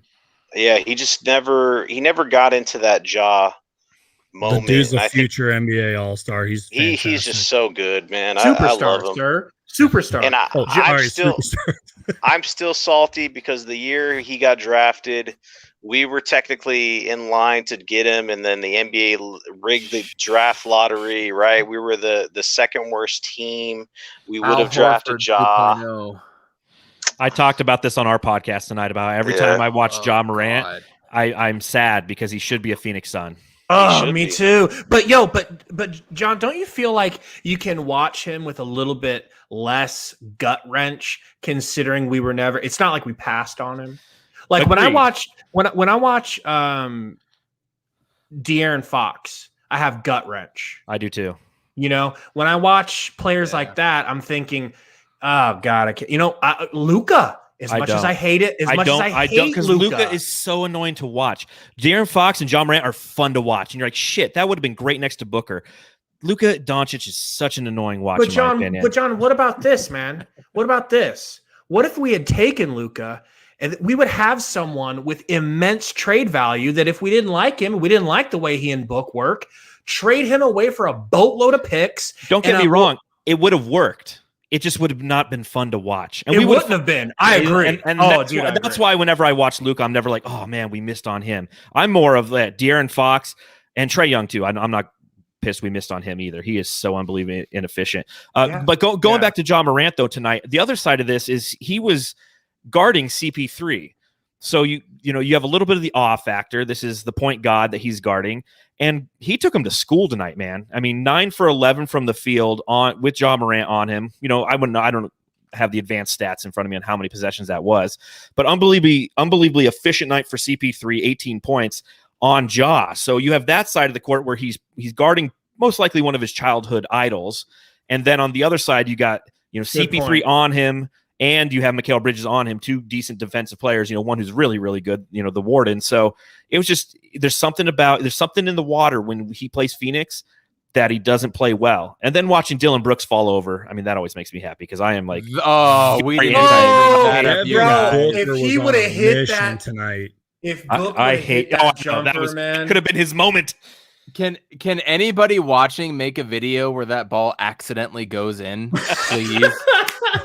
That was incredible. Or just cut it. Just cut it before Book shoots and don't show the shot. Just show him stopping on a dime and dropping. Romp 2.0, if you're watching, gets work. Thank you, Romp. That was dirty. And then Brooks, as he's going to the ground, is like, I wish they had gotten me in that trade that failed. So glad we did. That was the best drop since Stephon Marbury dropped Yao Ming in 2002 or 2003. And then Sean Marion bricked that 3. How about when James Harden did that step back on Wesley Persons? Stood there we're for talking like about 3 Suns seconds. Stuff. No, shut up. No, we're talking. I thought you were talking about overall. I thought you were talking about overall. Gabe's right though, man. Gabe is right though, man. That was dirty. I know. Harden straight up paused for a minute, looked at him, and was like, "I got." He looked at him like, did you really just? Mm-hmm. Oh, I get your point though. It's Suns. It's Suns. Yeah. That was nasty. Mm-hmm. That was the best moment of my night. That's a good idea. I might do a video on that actually. Just him dropping Brooks, nothing else. Salty, we've got Suns Geek 1.0 and 2.0, or Suns Goat 1.0, 2.0. I don't know which one's which here. We're just having an all-star cast tonight. Do you have any questions you want to pass over to John right now? I know you're probably you're drooling a little bit over there. You're probably starstruck. Bro, let's be honest. Absolutely. Evan's been the consistent jamster here on the show. You are the original jamster. He said he wanted to get an autograph. I cut the yard to Darth Voita's voice. Oh man. I'm sorry if you have any if you fucked up any sprinklers while doing so. Just one, but it was replaceable. That's too good. My question would be, all right, so what's our next matchup? What do we got? Who do we got? The Wolves twice. Back to back. So the T-Wolves just beat the Portland Trailblazers, which we have a lot of Blazer fans in the chat. Shout out to them. Do you see us have any issues with these guys? Maybe a trap game. What do you guys? Can I add to his question? I want to add to your question. So is it a trap game? What do you see happening? And then I'd also like to point out, because I did listen to that whole Blazers podcast, John, and Geek. Geek, we didn't forget about you up there. I know you feel like the second prettiest girl at the dance, but bro, anytime we didn't forget about you. We just didn't expect to have Geek or to have Darth on. So Darth, both of you guys take this question. So next game, but they're really upset that the Blazers are having this attitude of, it's tough to win 2 games against the same team. Right. They are furious that's what their team has taken that stance, and their whole city is under this John Stotts spell. Terry Stotts, don't even know his name. He's that garbage. Stotts' spell of acting like that, of just ho-hum. What do you think about that? Do you think we're going to have any problem because of the fact that it's a back-to-back against them? Injuries wise, D'Angelo Russell is still going to be out. He's going to rejoin the team this week, and Jared Culver is doubtful for tomorrow. So who knows what that means for the back-to-back? So take it away, John. Jared Culver revenge game. Go ahead, John. Well, I mean, let's just be real here. It's the Minnesota Timberwolves, and I get it. Right. They've won 2 out of the last 3 coming out of the the All-Star break, and they're frisky. You know, they're 9-30. They're frisky 9-30. Anthony Edwards is really somebody that I'm excited to watch again because we did beat this team not too long ago. But he's somebody who's trying to solidify the reason that he was taken number 1 overall. I think if there was a redraft, it'd probably be LaMelo Ball number 1 overall. But I mean, he's definitely, I think he put up 36 points last night in 34 minutes. I mean, he's going to shoot. He's going to shoot. So I don't know if I necessarily see any problems with this team and relative to back-to-back nights, you know, everybody's got to deal with it. Champions adjust. So if you want to be a champion, then adjust to that crap. But I'm more interested to just see Karl Anthony Towns and DeAndre Ayton. I think that's kind of, you know, DA really owned him, and it was the one game in probably the last, I don't know, 10 games, 20 games, the entire season that DeAndre Ayton really was physical from the get-go. I mean, he was pushing Cat off the block. He was trying to get into his shorts, as I like to say, and push him away from the rim.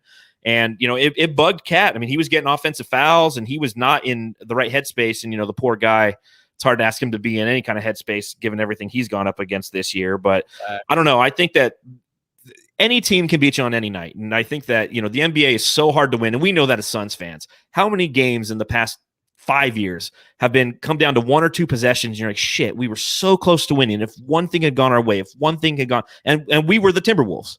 We were the 9-30 team. So you can't relax knowing that you have Karl Anthony Towns and D'Angelo Russell, even if he's not playing, if they're all coming to town, you know Devin Booker is going to be locked in, and you know CP3 is always going to be. And again, I mean, this is a veteran team. This is why we're winning. Jay Crowder, Langston Galloway, Etuan Moore, guys who are veterans and who know how to stay locked in. It's just a matter of having that translate on the court, because this is a team that can come out and they're going to try to steamroll you. But as long as you can sustain that initial steamroll, they don't play any defense, so you're never out of the game. And I really think Mikal Bridges is going to have a good game. One of these 2 games, it's going to be one of those kind of 20-point Mikal games, because he'll be cutting to the rim, hitting some wide open threes. I think we have a lot to see from him in these next 2 games. What about you, geek? I don't know if this really answers the question, but that's what's so difficult about this, quote, COVID year, is that when you play these back-to-backs, you just never know what you're going to get. And I know that it was a different time when we played the Nuggets back-to-back, and I think we lost both of those games, even though we played pretty well in those games. Wasn't it like back-to-back overtime games? It was this game and then the Jamal Murray three-step. Yeah. Basically, my point is there's a lot of wonky records out there. There's a lot of games where like the Lakers have lost and they probably should have won. You guys kind of get my point here. But I 100% agree. I don't know if I can really top what John said. It's like, I just want to see what DeAndre Ayton's going to do against Cat. We have to come out with good energy, especially in that second Timberwolves game, because they might be tired. We just don't know. We'll just have to see. Hopefully that answers your question. It's like, this is just a weird year. And I've said this a million times, and I'm going to say it a million times more. No training camp, no preseason, no summer league. It's like, even though we're at the halfway point of the season, it's still kind of early. I don't know if John would agree with me on that, but like, you know, these back-to-backs are going to happen. The Suns are going to drop games against the Pacers. And it's funny that the Timberwolves have won, 2 out of their last 3, because the Pacers had lost 5 out of their last 6. And of course they would beat the Phoenix Suns. So I don't even know. The Pacers are a team though that have whooped our ass at home for years. Yeah. I mean, I went to the game last year, and man, I was so excited. I have one of my good friends, his father-in-law is a scout for the Pacers. Got us these really nice seats. I was like, all right, man, this is going to be great. And we got we got sloshed, but also the Suns got sloshed in that game, man. It was embarrassing. So there's certain teams that match up that we don't match up well against. So I think we all know that. Memphis was one of those teams, and you could just see between like the Kings, the Grizzlies, and the Suns, the 3 teams that have been hanging out in the lottery next to each other all these years. The Suns have finally kind of progressed into another level where it's like, you're like, oh shit, we can beat the Grizzlies. And the Kings are, I mean, they've lost like 9 out of their last 12. The Wolves are another one of those teams we've never really had a problem with. The Pacers are a team we always do. But again, it's about DeAndre Ayton and Cat. That's going to be, all eyes are going to be on that. And then Romp said something about Anthony Edwards averaging 25 in his last 4. I think right now LaMelo's the rookie of the year. But I think you guys all said it. Like, Anthony Edwards is proving that he belongs in that conversation. This dude can play. He's a highlight machine. Just give this whole draft class a few years. We talked about it with Jalen Smith. Like, give this guy time. That's my little 2020 draft class rant. John, are you drinking, or I know you usually will crack a beer or two on I'm your. drinking a squirt. You got squirt? I've got a squirt. No, I'm trying to drink No less during the comment. week. I work in hospitality, and we are unbelievably busy right now with spring break. So it's like I can't really drink as much after during the games and during the podcast because I got to get up early and just like get my ass yelled at all day long. So I figured I wouldn't smell like booze. I smell like I was squirt. just wondering. I don't want to be the only one not drinking. And I still do feel left out. So I'm gonna go grab a beer. You guys continue, please. I'm gonna keep listening. Am I the only one that's 3 whiskeys deep? Damn. What whiskey are you drinking? High West. You ever heard of it? Yeah, High West Double Rye. Yep. No, not double rye. American Prairie Bourbon. Okay, nice. Yeah, that's Delicious, good stuff. Delicious. The So best you're more of a- $35 bottle of whiskey you can get. Are you drinking Hey. old fashions? Because I thought I saw you sipping old fashioned. What are you drinking? No, Manhattan. I'd always do. Okay. I always do old fashions, but my friend said try a Manhattan tonight, so I thought tonight would be a good night. Try a Nice. Manhattan. Hey, a little if we're sweet gonna- for in me. there. If we're gonna Little be sweet. going for a little bit longer, I might go grab another beer too. To be honest. You might No, go I got- make an I'm old gonna- fashioned. I'm gonna make a drink. Shoot. I got the Exactly White what we're Claw action going on. Which so- flavor? I got the black cherry. Okay, nice. That's my situation favorite one. going on. I'm a Yeah, food and it's beverage director, so like I know my booze. I'm in live AV, so I'm still furloughed from my job. Oh, jeez. Yeah, I was the sales guy at the place that I worked at, which was where I work at the hotel that Michael Jordan went to when he won against the Jazz in 96 or 97 and 98. So when you watch, it's kind of cool when you watch The Last Dance and he goes back to the hotel and parties. That's where I worked at. It's kind of cool. So That's you awesome. got so who's here? So I know that Geek is in Memphis. Is anyone here in Phoenix? I'm in Phoenix. Okay. Born and raised in Phoenix, but I'm up in Salt Lake City now. Lived in Phoenix for 15 years or longer, actually. Same. So where'd you guys go to high school? Tempe High. Okay. I moved out Shadow right. Mountain. Shadow Mountain. Shadow Mountain. Mountain. I live near Shadow Mountain. I Okay. would have gone to Greenway, but I moved out my 9th grade year, and then I Oh, moved wow. back after high school. Oh, Good okay. call. I'm an Arcadia kid. Okay. Oh, Yeah. over there, yeah. Yeah, I'm south of Camelback, like right where they have the new Suns, 4G Performance Center, or whatever it's called. That's like I used to like Excuse me, 5G. 5G. My bad. I used to rollerblade there. I was a fruit booter in high school, so I used to like right across the street. I used to like grind rails over on the Wells Fargo. So Gabe, you're on mute. Dude. Gabe, you're muted. You muted, bro. Did I just hear that you fruit booted and grinded rails Hell at the yeah, same man. time? Holy shit, Hell yeah, I need a beer, man. yeah, bro! my buddy made like a skate video of us. I mean, so I graduated high school in 01. There's a skate video from like 97 to 01 of me and my buddies just like grinding the streets of Phoenix, Arizona. It's epic. Yes, It's epically lame. that needs to be your guys' intro video. No way.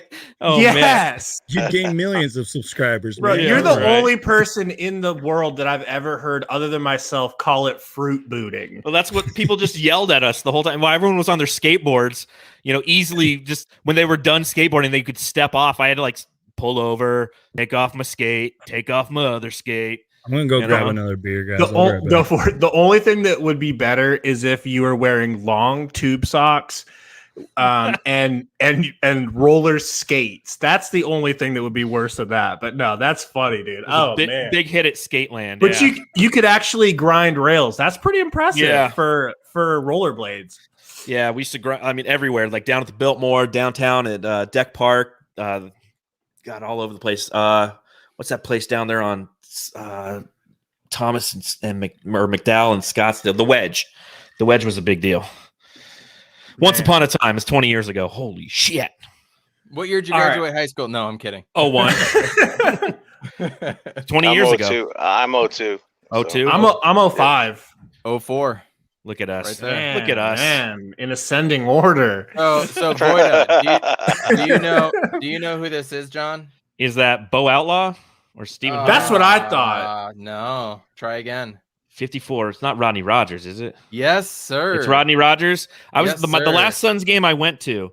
Somebody was rocking a Rodney Rogers like the Sunburst, and I was like, Beautiful. I called it out. Like we were walking out of the game. The guy was wearing it. And I was just like, dude, is that Rodney Rogers? He's like, yeah. I was like, I gave him like a high five. His girlfriend looked at me like I was an idiot. And then I rollerbladed away. So I talked about him a little bit earlier, being unfortunately a paraplegic and his accident in 2008. I was a huge Rodney Rogers fan. Hell yeah. We traded him and Tony Delk for Joe Johnson. I'll never forget the trade. That whole thing happened, and I'm not even going to get into there. But I forgot to ask all you guys. This is a great panel discussion here. Rodney Rogers and probably Bo Outlaw is probably my two like completely obscure fan favorites for absolutely no reason for Phoenix Suns. Question. Good so, question. So let's go to everybody. Salty, I want to start with you, man. Give me one or two like completely obscure Phoenix Suns players from the time you were a fan to now, who are you just a fan of? Are you talking like fans you shouldn't be fans of, like fans that's embarrassing? Player, like obscure player, like I don't know. I want one of you guys to please answer Yuta Tabusi, but go Salty. We'll start with you. Elliot Sox Perry, bro. Damn, that's what I was gonna pick. Hey, I remember going to the game and getting his socks. They're like long and shit. But yeah, that guy was my dude. So would you have a number two, or is that it? Let me think on the number two though, but that's definitely my number one. Coach, I just got back. Can you repeat the question? Geek. Oh, so I just talked to John about Rodney Rogers, and he's my obscure Suns fan favorite for no reason. Number two is probably Bo Outlaw, even though he never even went to the playoffs with us. I just love the way the dude played. So who is your fan favorite Phoenix Suns obscure player of all time? Like one or two, maybe. I'm gonna first off cop out on my first. You guys already Bender. Know. Yeah, it's Bender, dude. I own that guy's jersey. He's got like a 7'1" wingspan. He was 7'1" himself. That you don't dude. Still live in a reality. You don't still live in a reality where you think he's good, right? Like you've come to terms. No, I think that he can still play. John. No. We gotta go to John Bender now. Island. Like Frozen says, man, let it go. John, who's yours? So I got a couple. Back to you on my second, by the way. So Elliot Perry was somebody I really like. So when I first moved to the Valley, I was born here and I grew up in LA. So I'm a Dodgers fan, so everybody hates me. But I moved back here in 1994. And Elliot Perry was the kid, like you'd be on the playground and everyone have their socks real high. I'm like, what the hell's going on? And then like they're like, oh, Elliot Perry. And then like, I was like, oh, okay. I didn't even know he was a Sun at that point. But I really liked Eddie House. When he played for the Suns, and he came in, and he was he that's who Langston Galloway reminds me of, is Eddie House. Just like that quick release, that three ball. He's an ASU guy, so I liked him. Does AC Green count? Absolutely. Green. Him and Wayman Tisdale. My mom took me to a practice in like 94 and 96. Rest in peace, Wayman Tisdale. He was another one. I want to find his jersey someday. Him and Wayman Tisdale and AC Green were like locked to each other and skipping down the court, and they were giving fans a high five. They were the only two players that came up and gave all the kids a high five and pound and everything. And I was like 9 or something, or 8 maybe. And no, AC Green and Wayman Tisdale, absolutely that counts. Coach, Tiz rocking the saxophone. Coach, yes, what about Suns legends? Like, does that count as this question, or? It's an obscure player. So if that counts in your mind, I mean, you're a GOAT. So I absolutely accept that answer. And then we got to get to Gabe. Look at Gabe biting his tongue. Go ahead, Gabe. Go ahead, Gabe. Go for it. All right. So let's get it out of the way. I love Shannon Brown. No, that's not a no. Shannon Brown, I gave up on real quick. That's kind of an obscure one. But for me, it was Archie Goodwin. I had such high hopes for him. And I felt like if he could have figured out a jumper, just like Josh Jackson, he could have been lethal.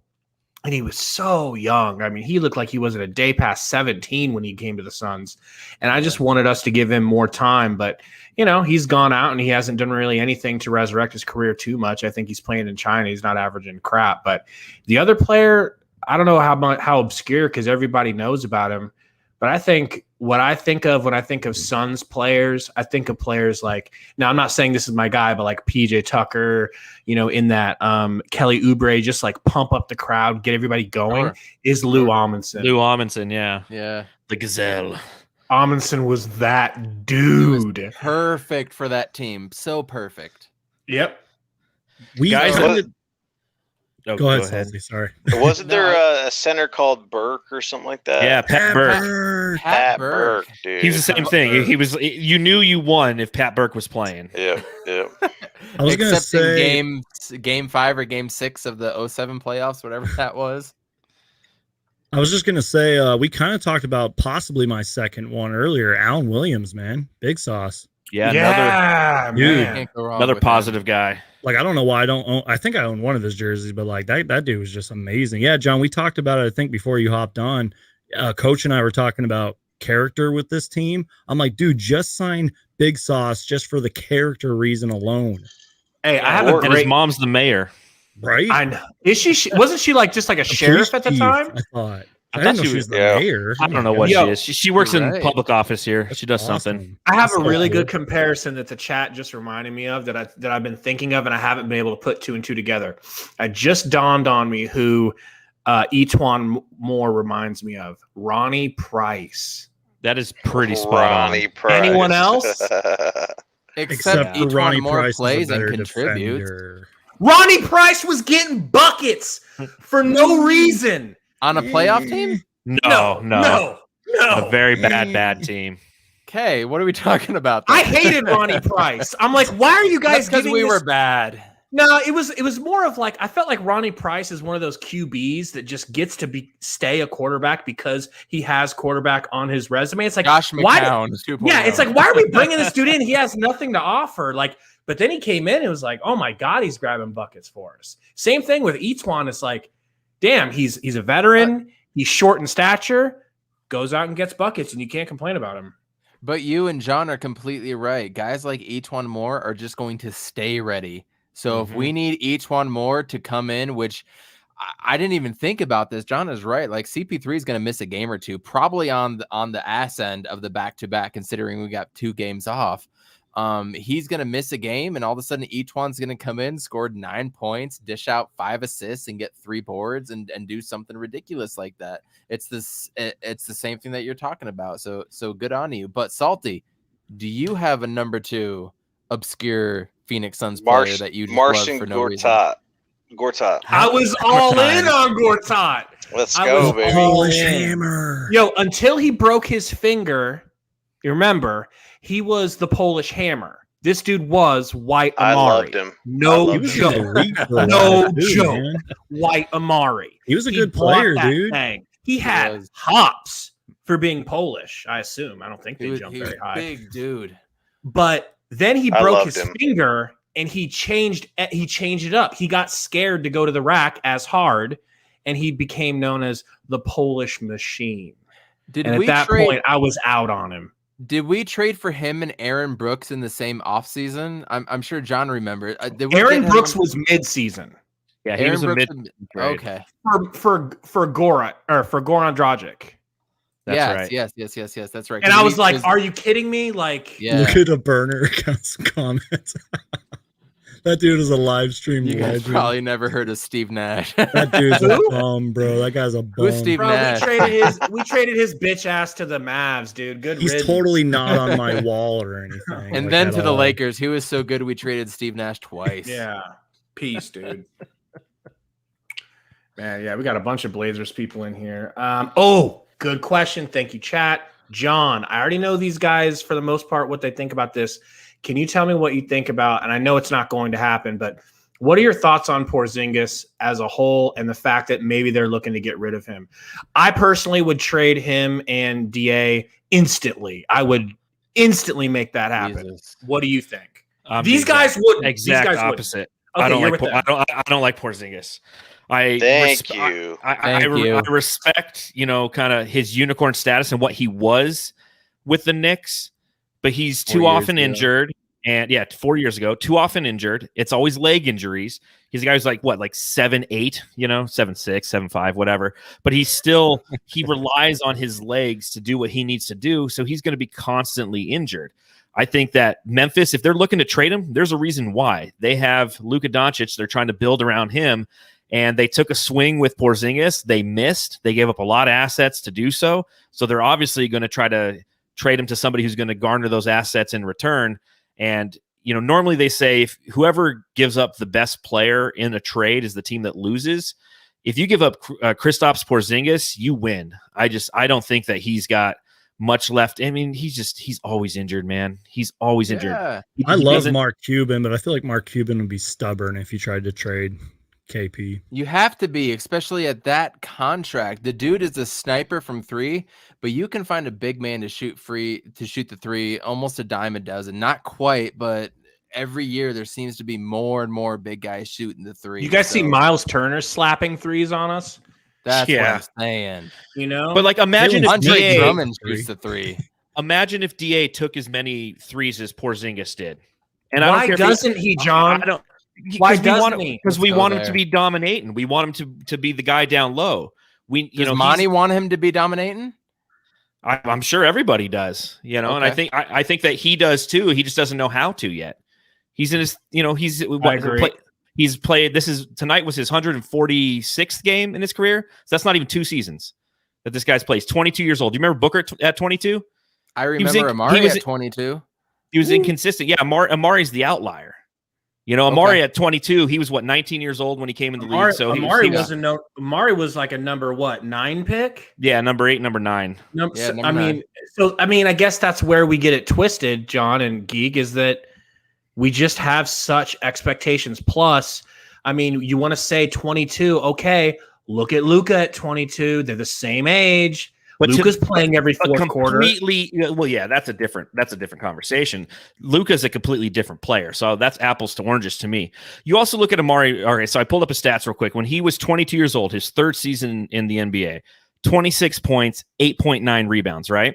He's also playing for a revolutionary team that ran an offense that nobody knew how to defend. With an MVP. Yeah, with an MVP, a 2-time MVP. I think, did he win his first MVP that year? Yeah, his first one was that year. Yeah, it was that year. So, that's what he's playing with. And we all know it. We all see it. We have eyes.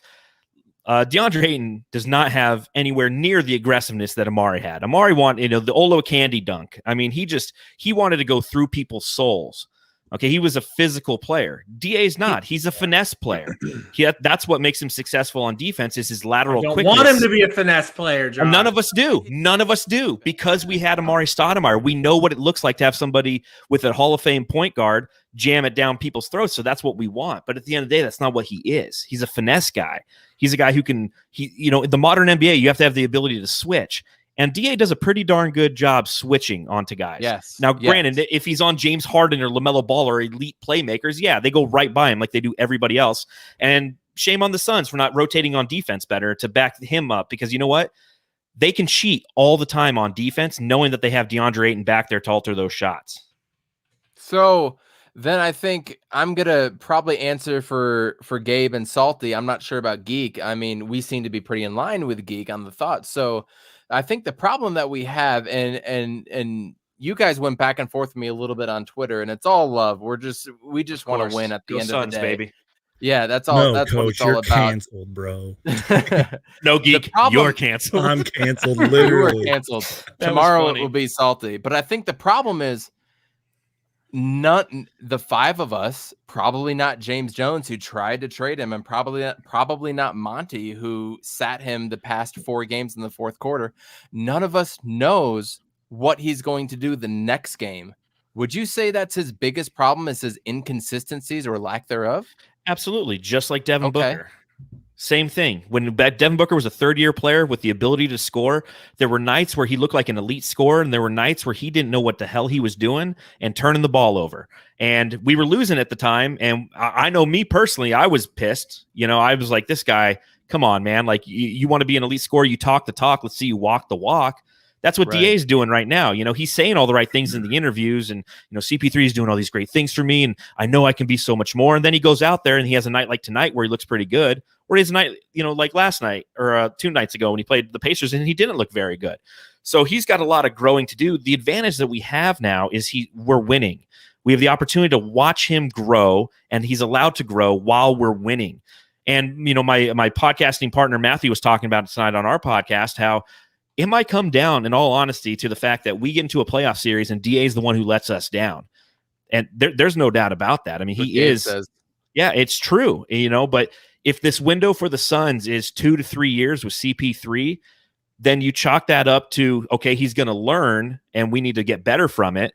And he needs to get better from it. And maybe that'll be what pushes him to get better from it. Like tonight, okay, Valanciunas was having a good game. And again, I mentioned it earlier. It's not because of Ayton, though. Yeah, exactly. It's because Valanciunas is a beast. And he's also, you know, people are like, well, we need Valanciunas. We need Ayton to be Valanciunas. Valanciunas overlooked center. But he's also in his 8th year. You know, Miles Turner, you know, he's in like his 5th year. All these guys, they've been playing so much longer than DA has. And again, with 146 games, he hasn't even played 2 complete seasons yet. But what was the point? Oh, yeah. So what Matthew was saying on the pod was, you know, DA is that guy who he doesn't really play. He's like a quarterback who needs to get hit once before he's in the game. And there was a point where Valanciunas like threw an elbow into DA, bumped him off his spot, and then DA went crazy on defense on that guy and everybody who came down the court, you know, and he had the block on Brandon Clark. And that's kind of what he is. He's a guy who needs to get slapped around a little bit before he kind of wakes up. And relative to his career, that might be the same thing. You know, there's going to come a time where they're going to need him for a game or two, and they're going to have a plus matchup in a playoff game. He's going to let him down, and you know how he responds is what we will truly know if what we drafted and what we have is what he can be. You know, he's a number 1 overall pick, so he's got so much weight on him. If he was the number 10 pick, we would never have these conversations. And I completely agree. And the reason that I'm so frustrated about all of it is, you know, not only the 18 and 12 that he had last year, and he could have improved and done better. Granted, CP3's on the team and he gets less shots, yada, yada, yada. But the problem that I have is last game, he went up for the Miles Turner dunk. He got, you know, denied completely. He came right back with an offensive rebound and a putback the next time down the court. But he goes to his teammates. The Pacers called the timeout then. He goes to his teammates. They're all up going to go give him high fives. And he goes, I don't know if you can see me, but he just lifts up his hands and he barely gives a high five. And I've said, I think the outlier and the issue with everything is look at the first half last night. His teammates are looking at him 2 or 3 times and being like, dude, where are you on help defense? And then he goes to the bench and he slaps fives like this. I think that says a lot more than missing a rotation here and there. Do you read into any of the interactions with the teammates or anything like that? Gabe, are you about to say something? I was going to say those sound like finesse high fives, you know? And like John, like you said, he's not an aggressive Amari. He's a finesse player, like LaMarcus Aldridge, right? And then then our burner account here says DA about to finesse a max contract. And that's really the biggest underlying issue.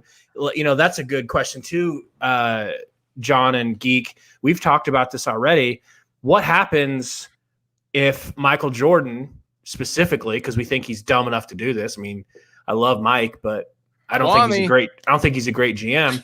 What happens when he decides to give the Gordon Hayward treatment to DA and says, I'll give you a max contract. Come to Charlotte. We're having issues. We pay everybody. Anybody who wants to come here, we'll pay you.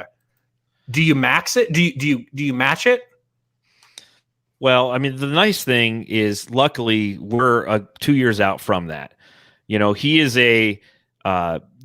we can offer him a qualifying offer at the end of this season, but he's still next season going to be playing for us for $12.6 million a year.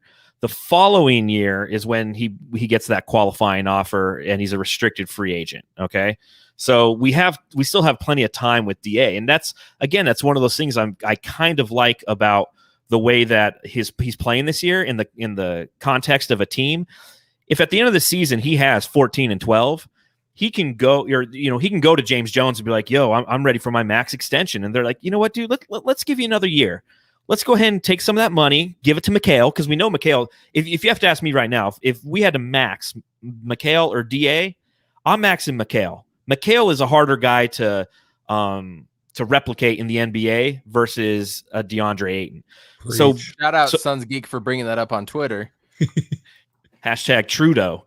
You know, so if you give him another season, you go, okay, let's see if you can bump up those numbers. And now when your qualifying offer comes around, we can, talk about giving you that qualifying offer if we're going to let you play the market, yada, yada, yada. So we still have plenty of time to let DA grow. And I think that's what he obviously needs. Now, if Charlotte wants to come in and outbid us for DA, let them do it. I mean, in all honesty, because as long as you have Booker and you have Mikal Bridges, you got Jordan, you got Scott, in my opinion. And that's what I like. And the thing that I want to point across to Suns fans and everybody listening that, I fully expect, and there's been reports, Chris Paul in the next year or two, whether he retires, he's probably going to get to the tail end of his career and he's going to want to take a little reduction to maybe get more talent in here. And if he retires and there's $40 million off the books, we don't know what kind of superstar is going to be out there and wanting to play with Book. So I was going to say, they look at our team and they say, well, yes, here, the Suns have been winning. And they're clearly good. They're stable. And we fully expect Book to get 35 a game in the postseason. Does anybody on here think different? Book is going to kill it just like he did in the bubble in the postseason. I fully expect that. And if that comes to fruition, even if we lose in the second round this year, next year, or Western Conference Finals, whatever it may be, we don't know what kind of free agents at that time, 2 or 3 years down the road, are going to be available. So if Chris Paul comes off the books and then DA, but you've got a Cam Johnson who thrives, and then you've got a Mikal Bridges and Devin Booker, Chris Paul retires, we don't know who's going to be available. So I just want to get that a point across too, that I don't feel that it's a 2 or 3 year window for a championship. It's a 2 or 3 year window with a championship with Chris Paul. Correct. Does that make sense? Devin Booker says he wants to be here his whole career. He wants to be responsible for turning this franchise around. Every action that he's taken has done nothing but fortify those statements. Despite what ESPN and the national media wants to say about him going to New York, he wants to be a Sun and he wants to be part of this. Embarrassing content. And what you're saying, Coach, is spot on, because what the bubble did is it created Phoenix as a destination, and CP3 is here now. And that gives nothing but validity to this franchise. And if we go to the playoffs and we do something positive, and then we come back next year and we continue our winning ways, all that's going to do, it's going to take us back to the Nash era days, where all of a sudden you're going to get these guys who want to come and be a part of what we're doing here and know that they have James Jones at the helm of, and you have Monty Williams and guys who, they want to play for. So all of these things are, we've pivoted away from the shitty Suns and we're headed towards long-term success.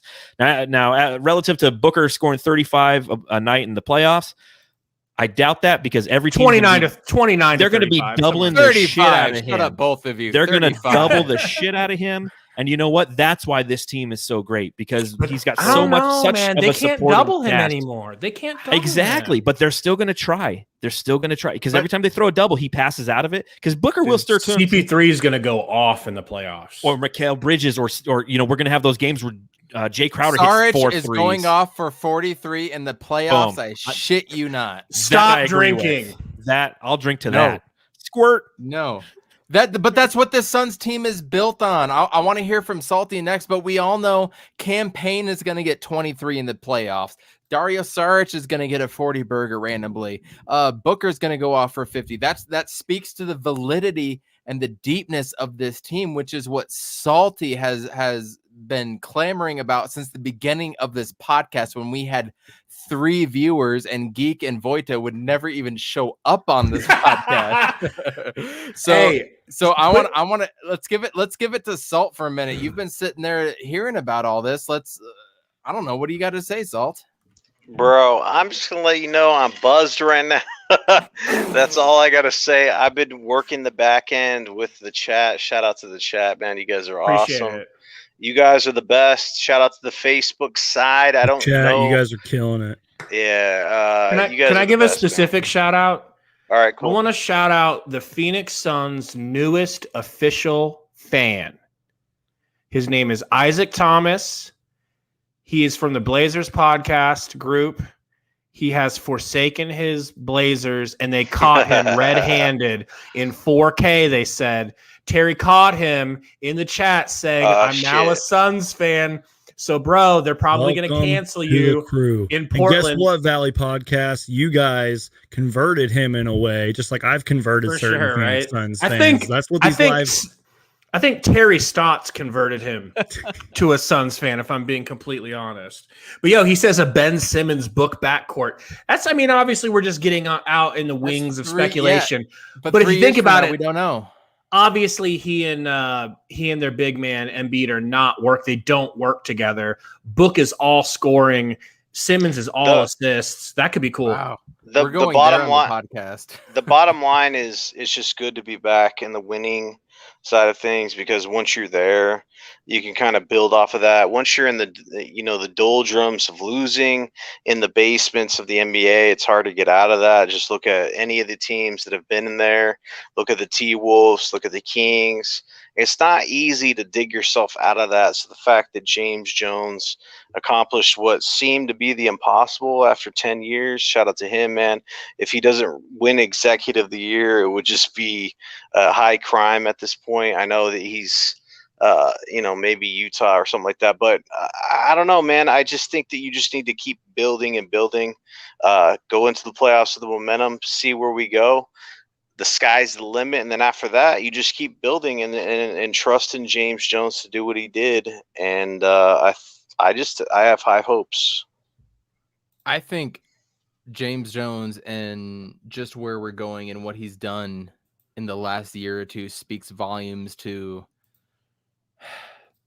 Suns fandom in general. We all know what it was like through the Nash years. John, it sounds like you are with me and Salty, the 93 team and getting to the finals and all that stuff. And then all through Jason Kidd and 2.0 and then trading for a Starbury and then nothing. And then all of a sudden we get Nash and we go on this year run and then 10 years of nothing. Like, it's amazing to be a part of this level and that we're having these conversations.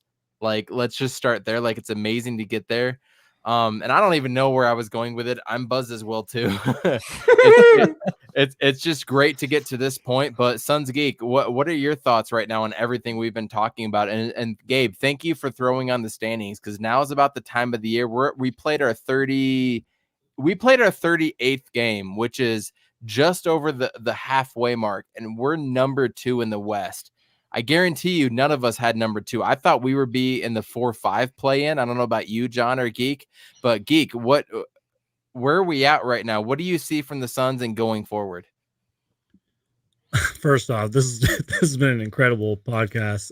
Take it away for a while. Go on a rant. I don't even know if this answers your question. I'm probably getting way off topic here, and I'm not trying to bring politics into this, but I feel like people cannot blame the bubble on this Suns team this year. You know what I mean? Because, like, obviously the NBA was shut down, and there's people out there that are like, oh, the Lakers only won the title because they were in the NBA bubble. You know what I mean? I feel like the Mickey Mouse title, right? Yeah, exactly.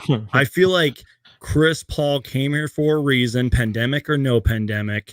We'd probably be in the same spot. I think we'd be even better if there was no pandemic going on. Because, again, I've said it before, no training camp, no summer league, little preseason. I'm probably not even answering your question. I'm probably going on a rant, like you said. John, you said this plenty of times. Enjoy this winning. Just enjoy it, Suns fans. I don't even really know where I'm going with it. Just feels enjoy it. It feels so good to walk down the street in my Suns gear. Just have people stop me and say, "Hey, Devin Booker is pretty good." I want to be like, "Yeah, you didn't know that," but instead, I'm like, "Hey." I call myself Suns Geek for a reason. Like, I'm a walking advertisement for this team. I mean, if you don't believe me, I got Dragan Bender's jersey right there. You know what I mean? It's Take like, just it down, enjoy by the this. way. It shouldn't be up. Why? He's the GOAT, man. But just enjoy this, guys. Enjoy this time. Enjoy the winning. There's going to be bumps in the road. I don't know. I don't even really know where I was going with that. But I was curious, too, since we got the standings up. I'm down to talk about the standings and everything. But later, if we have time, if everyone's down, do you guys want to go over the rest of the schedule? Because I would love to clip that and edit it and put it on my channel. Okay. Where do you want to start with that? Let me pull up the schedule. I mean, we can keep looking at the standings too, but I don't know. I just kind of wanted to go because we were They're kind of just talking so about pretty.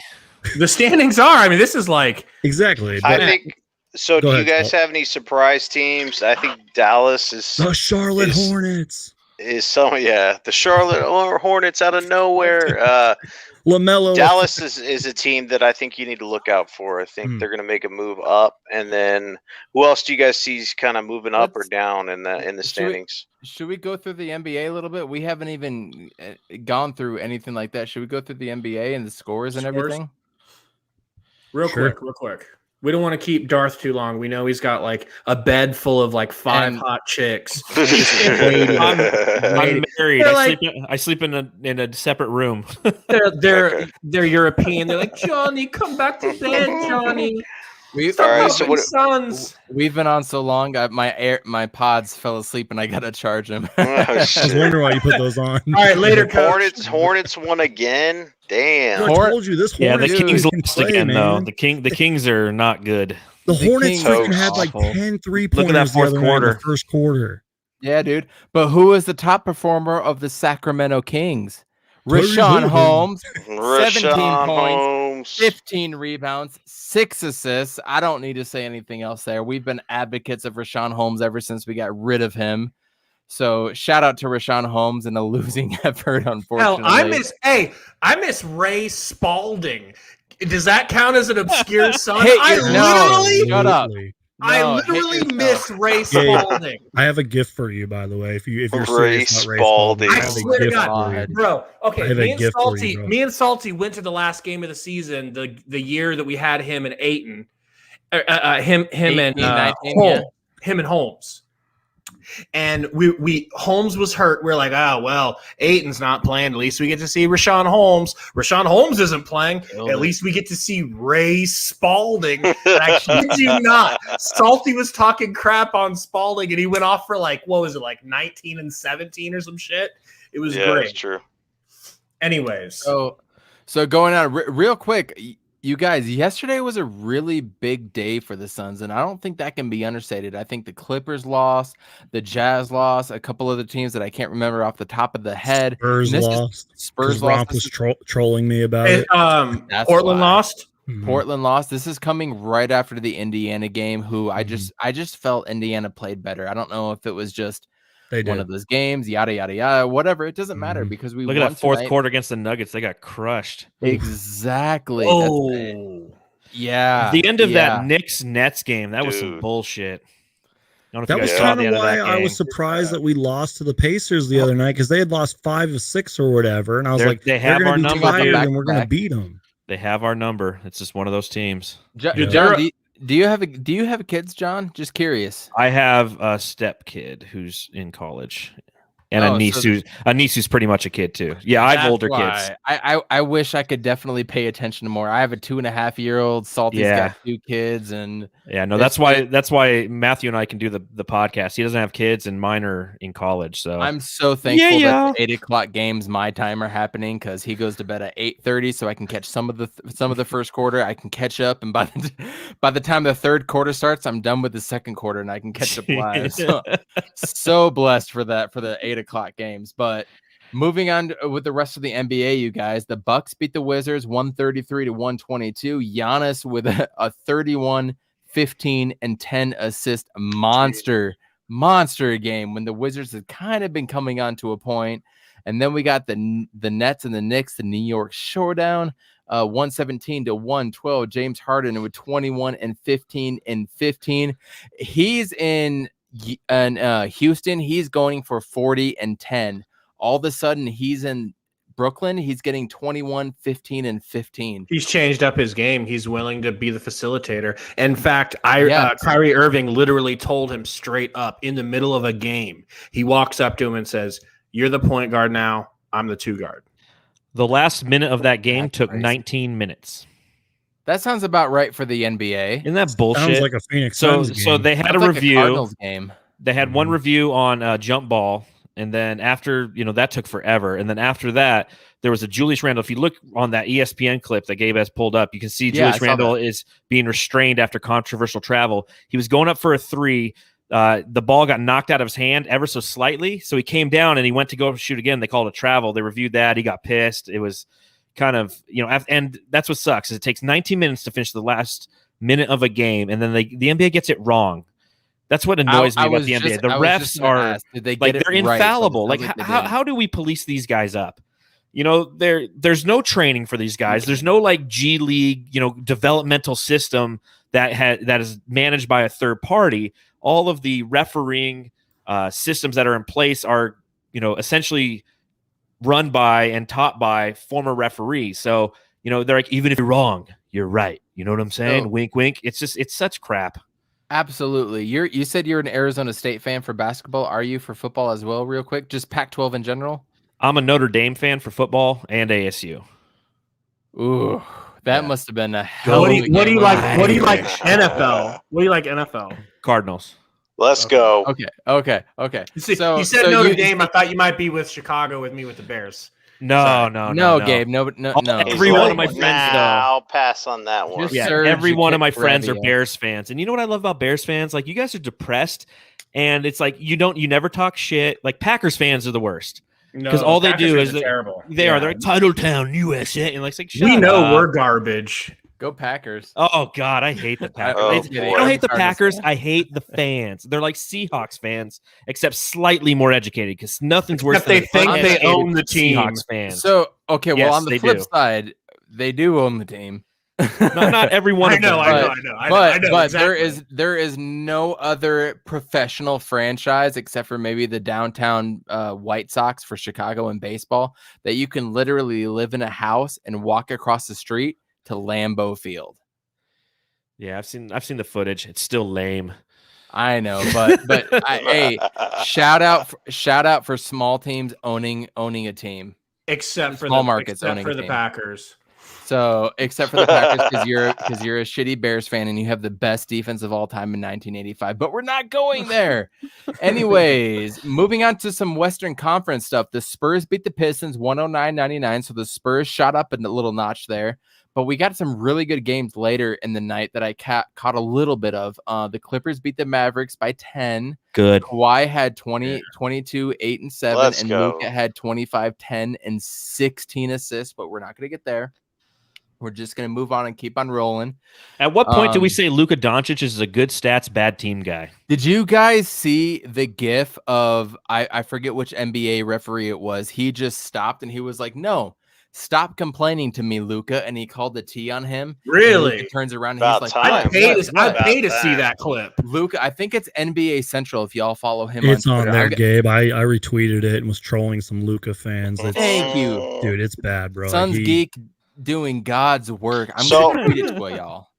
So Go- what's the difference between Booker having, filling his stats The up dude, stop. with stop. his bad the team, NBA, and then it's the and it's Doncic filling his stats up, and they're like, "Oh, he doesn't have help." it's the he doesn't have NBA. help. It's the and what national they media want. pushing It's the their narrative. Yeah, They're I pushing know. their narrative. Every time you look at like Big market. the league pass, they show 5 guys on there. It's part of their logo. It's like league pass, and it's got like LeBron and Giannis, and there's Luka's right there because they're trying to Zion. appeal. Yeah, Zion. I mean, they're trying to create. It's like WWE. They're trying to create their own superstars and their own narratives. And even though Luka puts up the stats, one, his team doesn't win. Now, granted, they are getting frisky again. They are winning again. So you can't necessarily say that completely.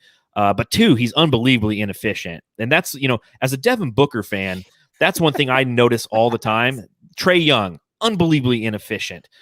So a lot of these guys who are non-efficient players, they just annoy the crud out of me because, again, if Devin Booker got a little bit more pub and got a little bit more respect from the national media, it'd be a moot point to me. But it's not. It's, Zion, even though he's on a bad team and putting up good stats, because he's part of our narrative, he's an all-star. Oh, Devin Booker's he has good stats and he's on a bad team, he's not an all-star. Oh, he's got good stats and he's on a good team now? No, he's not an all-star because we need room for Zion. It's Better just like stats. Yeah. yeah, come on. it's just it's that whole debate, and I just think it's kind of ridiculous. Luka, again, I will always he's the white James Harden, man. He's so annoying to watch.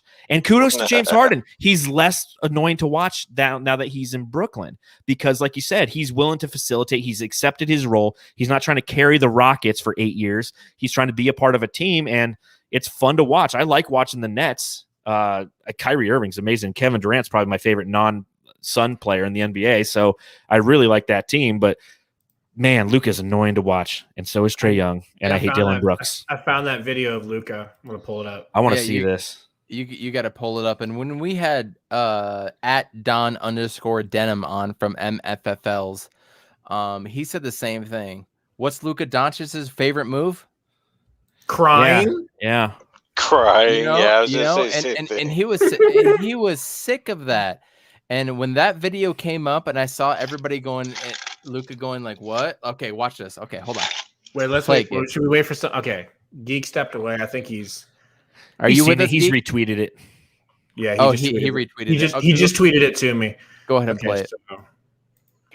This is beautiful. Last time out, this is the scene. Sick of his shit. He is continuing to press the issue. Well, I mean, I always complain, and then they always give me the call. What do you want me to do? I don't know what's going on, guys. I mean, it's like, really? You're telling me I can't complain and get a call? Just one time I can't do it. Well, So he gives him He a looks tea. like he's about to cry, dude. He gives him a tea. He gives him a tea, and then he walks around the assistant coach, who I don't know who the dark dude is with the bald head right there. Like Gabe has got a bald head, but he walks around him. He's like, "You continue 3 times. You come at me with that shit. I'm calling a tea." He walks around, and then he continues. Watch him right there. Like, don't do that. Don't do that. No, don't do His that. face is so Don't do red. that. He looks like he's gonna cry. Give him a diaper. Man, Well, and that's Jesus. shame on the NBA for allowing a player to Facts. to develop that way. I mean, that's what so many young guys who come into the league aren't looking to score. They're looking to create fouls because they're rewarded for that. A foul is supposed to negate or is meant to be punitive. It's meant to say, hey, you're not supposed to do this to an offensive player in an effort to, preventing them from scoring. And what they're doing is they're allowing themselves to throw themselves into guys, throw up shots, doing all this crap. So that's how guys are going to obviously condition themselves, because it's going to get you to the line 10 times. You're going to get an opportunity for, 10 potential extra points on top of your stat line. That's why Trae Young is so damn inefficient, because he shoots like 12 free throws a game. It's probably gone down, but it's just, I hate that breed of basketball. You couple that with the fact, and I know I'm totally going off the rails here. You couple that with the fact that like nobody plays college basketball anymore and truly develops. Again, like going back to DA. DA should be coming out as a rookie next season. Okay, Elijah Wan, David Robinson, Shaq, all these great centers that we compare him to. He's not even they're not even in the league at his age right now. Me and Salty used to go back and forth in 2010, 11, 12 and say, this guy sucks coming out of the draft. We would go off on tangents, and I would be like, yo, he's supposed to be a junior in college. Yeah. So, I mean, all these different factors come together, and that's the game that we have today. Why do so many big guys shoot threes? Well, because 1, they've been conditioned to do so. 2, it's easier on them physically. You don't have to go down and bump uglies down in the paint, so they're going to do it. And 3, that's it's a developmental aspect now of basketball. It's spread the floor out and shoot threes. It's easier for everybody. And that's why you have guys like Valanciunas, and you have guys like Jokic, and you have guys who know how to own the paint, and then they get rewarded for that too. So you have that on the interior. You have guards on the outside who are flopping all over the place. And the beautiful thing is the Suns don't play that brand of basketball in any way, shape, or form. I hated CP3 for 14 years because he's been in our division for his bitching and moaning. And you know what? He doesn't bitch and moan like nearly enough on this team as he should, as my expectations should be. Remember when he went off on that girl ref? That was kind of a low moment for CP3. It was. Rookie ref. Easy. But I remember it was specifically a girl, and that's what made it look bad. It was like he was giving this girl ref a hard time. Yeah. And he was being a little bit hard on her. You wouldn't expect him to be that way on any rookie ref, And getting through the rest of the NBA, which I miss Suns Geek already. So the Mavericks lost to the Clippers. Personally, I was kind of rooting for the Mavericks to beat the Clippers just because I want a little separation space between the two, and I think they're the 4th seed right now. But it is what it is. Kawhi had a good game. Luka does what he does, but they still had an L, especially looking at that 4th quarter, scoring 21 points in the 4th quarter. You can't do that, Dallas. But then going on to a few other games, 2 big games for the Suns and playoff implications. The Pacers play the Nuggets. The Pacers just they Couldn't outplayed help us out. The Shat the Pacers bed in the fourth quarter. Yep, they outplayed us in every way, shape, or form. They score 15 points in the fourth quarter. The Nuggets, and this is at Stephen Priest Jr., who we brought on from a Denver podcast earlier. So shout out to you guys. They pulled it out to 121-106 over the Pacers. Nikola Jokic, 32 and 14. Just either, him and Embiid are 1A, 1B to me when it comes to centers, and personally MVPs, but I'm not even going to get into that right now.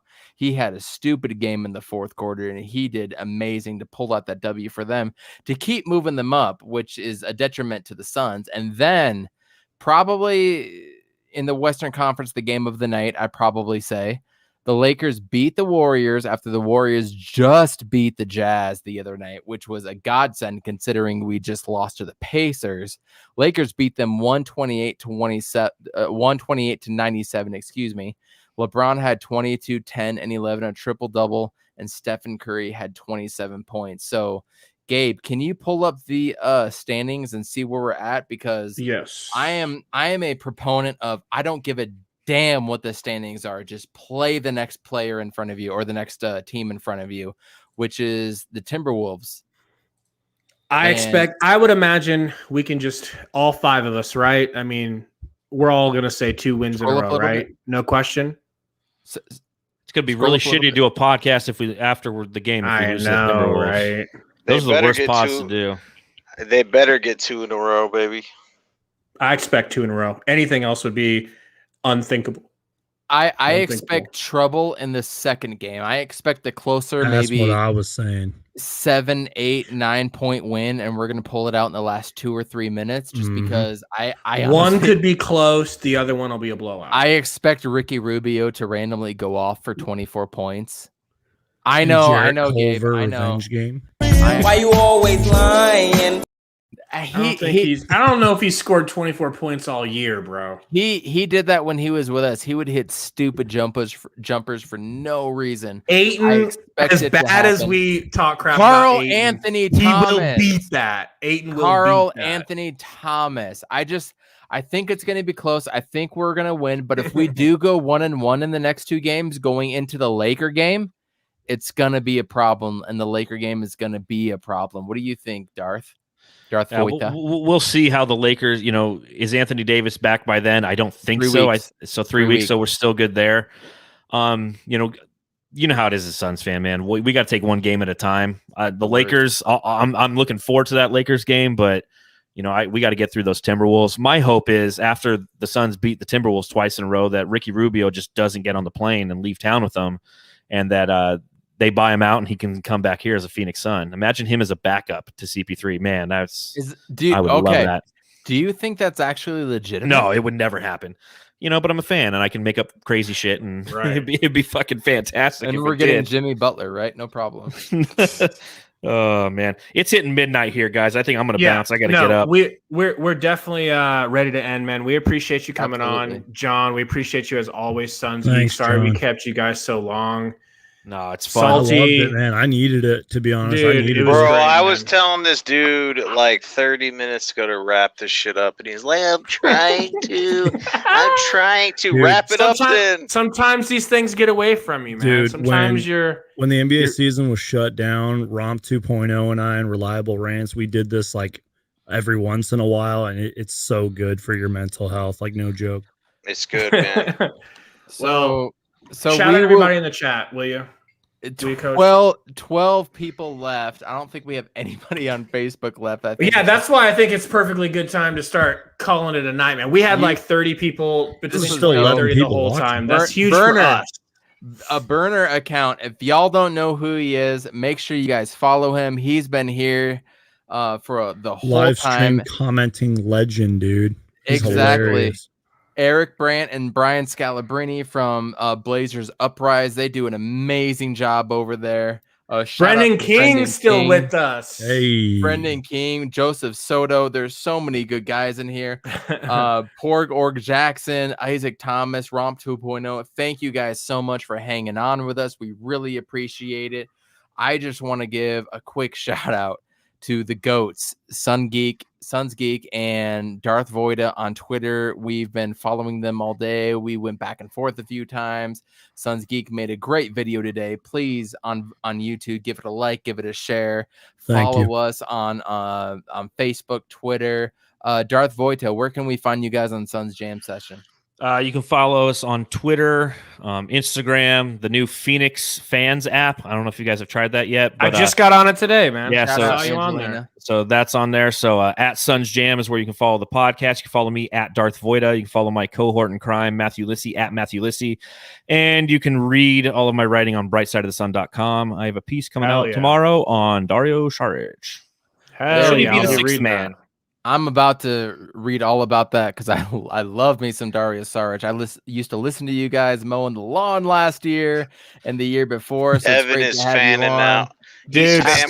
fanboying out, bro. He's He's about to not- bust the nut right now. He's not going to sign anything and send it to you. He's got a bed He's like, full of yes, them he right will. now. Shut up. Coach, Yes, I've he will. already Sign tried my to ask. underwear, Darth. Sign my underwear. And just know that there would be no Suns Jam Session podcast if there was no Suns Geek, because Hey, Matthew and I met him at the game opener last season, and he told us he had a YouTube channel, and we saw it, and we're like, we could do that shit. That's badass, man. That's badass. So Dude, that's what blessed to have started it. Suns Geek. John, do you know how much that like humbles me? Like that whole story. I'm like, It meant I a know lot I'm to us, doing man. something Like right. we had a good time. We were hanging out with you before the game, and you like tagged us on Twitter or something. I don't forget what it was. And I was like, dude, like Matthew and I love listening to podcasts, and we like, I've got an affinity for figuring shit out. I can figure out how StreamYard works and whatnot, and so we started our own little gig, and then Brightside picked it up. So we're blessed in that capacity. Let's But go. Suns Geek, it's you start us on the path of Suns fandom.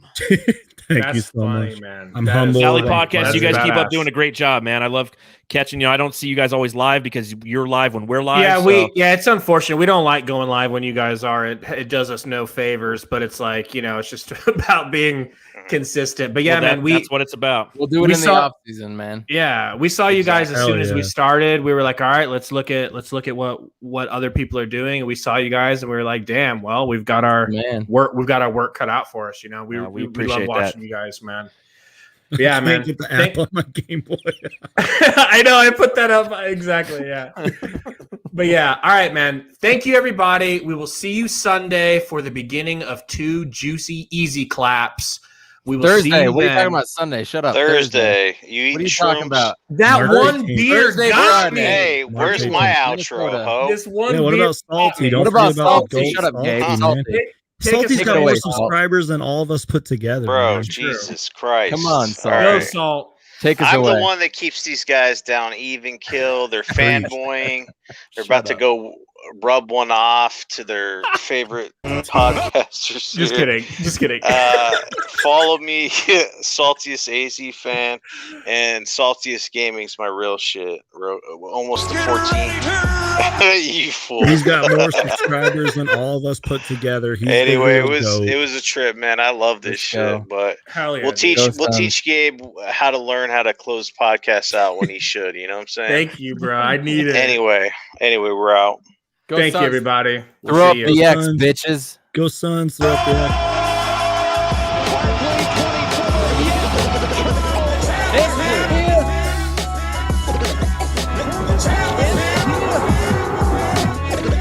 The champ is here.